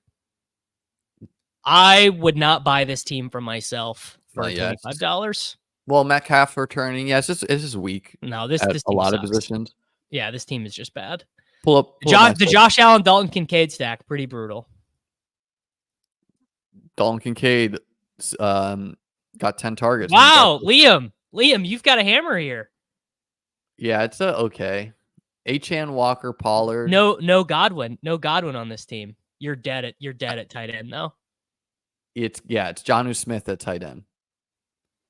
Why couldn't they have traded Greg Dulcich, man? Like I know it's so bizarre. It really is incredibly bizarre. Who else? Oh, here we go. Splascon. Thoughts on team 28049. So he wants to pull you the team in that 28049. Burrow and Chase with Yoshi. Caleb and Moore, by the way, that is going to be a very interesting playoff combo. Like everyone's leaving them for dead right now, kind of including me, but kind of an interesting. No, not even kind of, a super interesting. He's got JT coming back from injury. A unique combo of running backs where like this is, the Mostert drafter is never taking Dowdle. The Mostert drafter is taking Zeke. And more so just like JT, Cook, Walker. Like it's not Derrick Henry. It's not Saquon. It's not Kamara. So like all that is a little bit unique. Chase is an advanced rate king. JSN, Mooney, Downs very strong. I'd like to buy some Downs. Franklin. So everyone's still alive. This is a very good team. This is I'd buy this for $100. This is a good team. I would not have stacked the Denver wide receivers, but they do play football. So. I probably did that a couple times. I bet I did. Mims, Franklin together. When I think the offense is going to be bad, I'm just like, meh. Mims, Franklin together on 3,676 teams. I wonder if any of them are mine. Nope. All right. Thankfully, I didn't. So there we go. Someone's asking what Zay Flowers' advance rate is. It's probably not that high just because Derrick Henry was the same cost. He is advancing at 25%. So advancing 0 Zay Flower teams. Good. I didn't draft Derrick Henry, but I did draft Flowers. So like that's at 20 through the 24.9%. Let's see. Let's add that in with Lamar. Meaning that, why is Flowers thinking through the Henry fade? Because if he has a good game, Henry probably is not. It's also thinking through my slight Mark Andrews fade. I don't know how much I did draft Andrews. Let's see. 4 teams. So yeah, like I didn't draft Andrews and Henry, but at least I drafted Flowers as like this is how I want to play the Ravens offense. Now, it turns out everyone's getting there on the Ravens. Even Andrews, who's not been good, he gets there through touchdowns. I wonder how many combos of this are, because they were all kind of in the same round. Dude, that's sick. Only 751 of these combos available. Well, the Lamar and Flowers is probably way rarer than Lamar and Andrews. Oh, yeah. There's 8,000. Oh, my God. Look at this stack. Lamar, Flowers Henry, Flowers, and Andrews and Likely. Holy shit. Look, there's 8,000 Lamar Flowers teams, and there's 22,000 Lamar Andrews teams, which is just a very clear example, something I've written about a lot, where it's like, why is that the case? It's because Flowers was a 3-4 turn guy, and Andrews and Lamar could be had at the 4-5 turn. And so not enough people forcibly pulled up Lamar just to pair him with Flowers, which you should be doing. And Flowers didn't fall enough to get that rare combo. Yeah, no, that's true. Not very good in this combo. 10% advance rate of Mostert and Achane together. What about, I don't know, what was another hand cucking example? Charbonnet and Ken Walker. That one might be okay. Walker and Sharb. I've got a really dusty. Moss and Brown. 25% advance rate. Moss, this one will be lower. Yeah, 21%.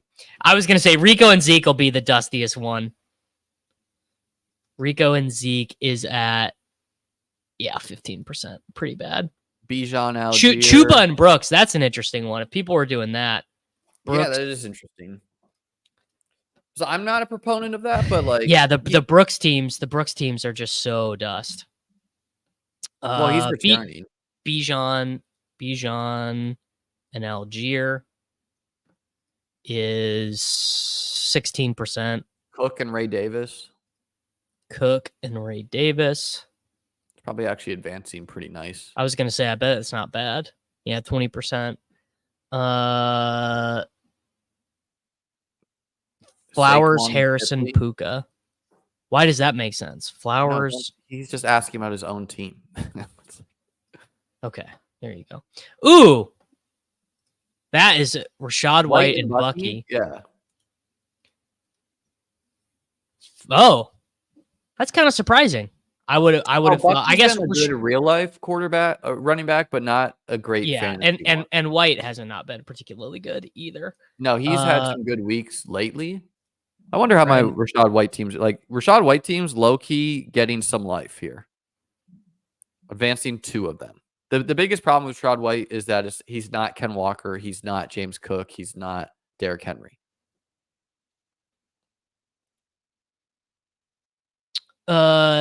You can do a super chat. We're probably gonna get out of here soon though, because my puppy is crying upstairs.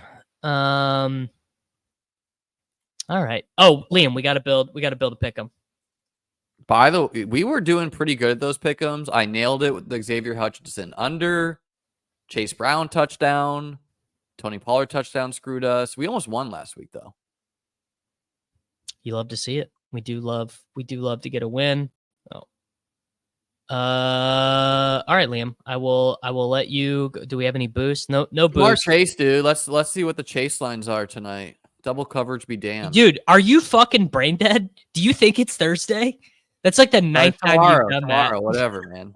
81.5 receiving yards, 15.25 fantasy points. That's an additional yard for the jam it. 81.5 over higher. Do you want to do a slider? Do you want to do more yards? 89.5.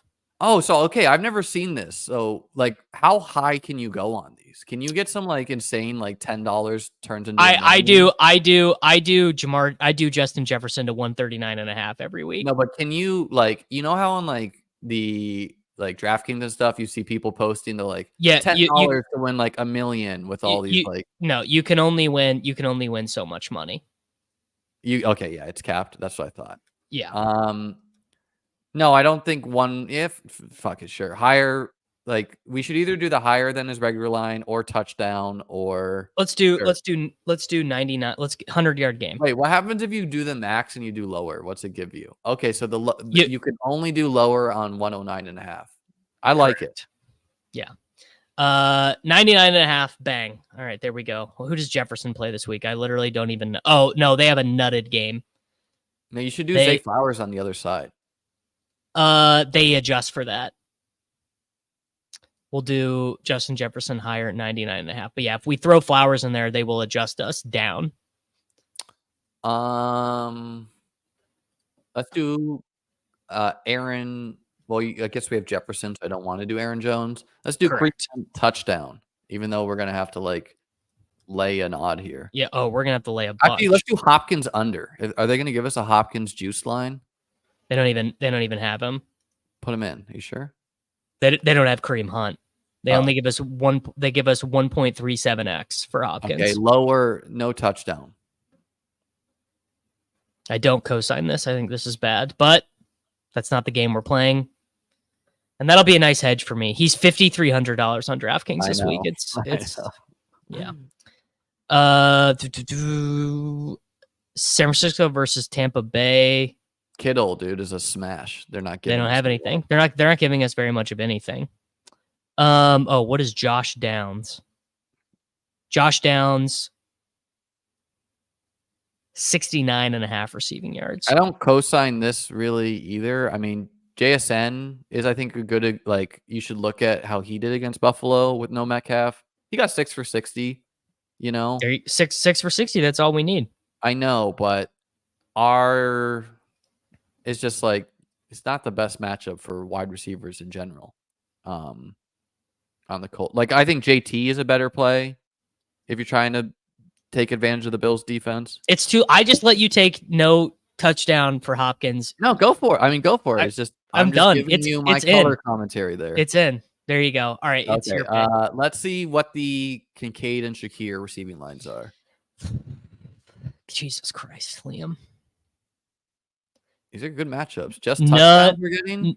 Nothing for Shakir. No, we're not getting anything. But Keon and because they're questionable. Are questionable. So, okay, let's go for.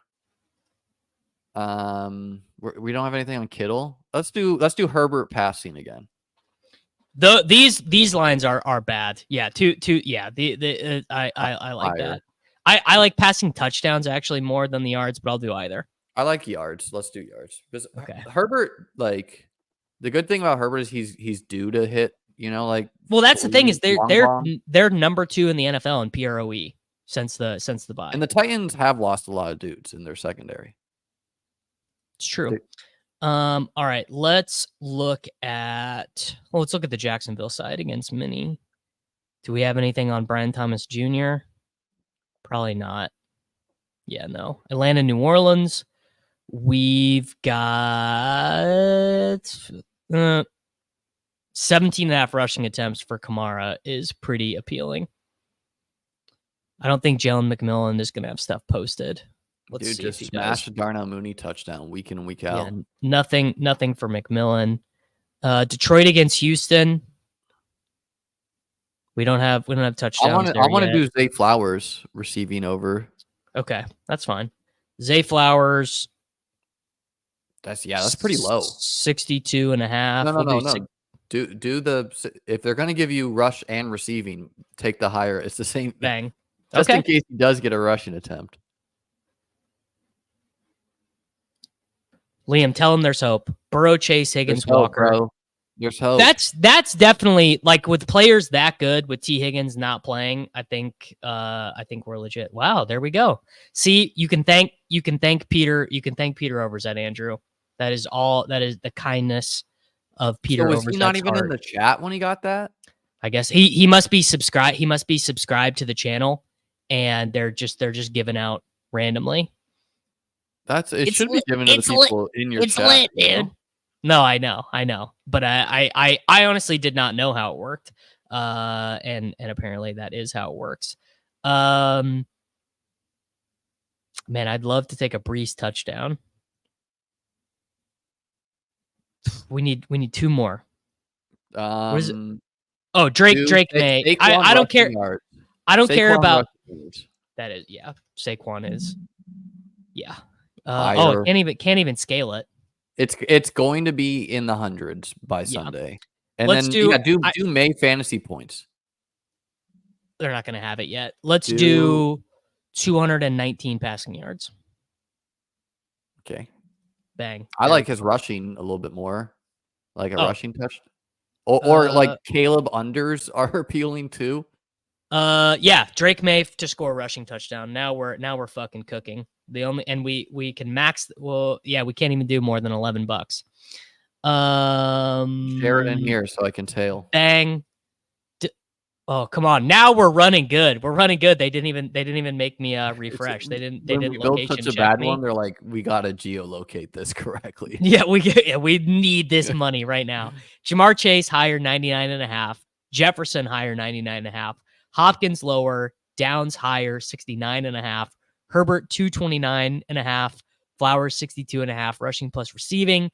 Barkley 93.5. May to score a rushing touchdown. I know. Liam did it, dude. Don't talk to me. Liam did it. Not my fault. Dude, aren't you worried about Pat Surtain? No, I've literally never been less worried. Yeah.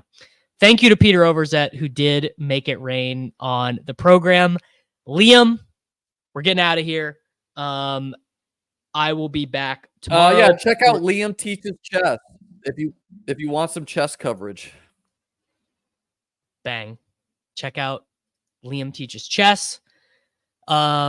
Please subscribe. I'm able to get 4 of these picks. Oh, I think Florida doesn't allow you to do the sliders. It's probably different for Pick'em Champions versus Pick'em Regular, and I think you have Pick'em Regular. I have Champions. I have Florida doesn't allow sports betting. I have Champion. There you go. So you don't have the spicy sliders. Whatever. I'll tail it later. All right, everyone, please subscribe to the Davis Mattek YouTube channel. Please subscribe to Liam's YouTube channel, and we will be back next week. It's Short King Summer, dude. It just feels like no one in fantasy sports ever learns anything. Does he mistime it, or is Brock Bowers just a grown man? Brock Bowers is just a grown man.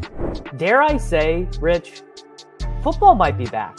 In the words of Lane Johnson, this offense looks constipated. It's Short King Summer.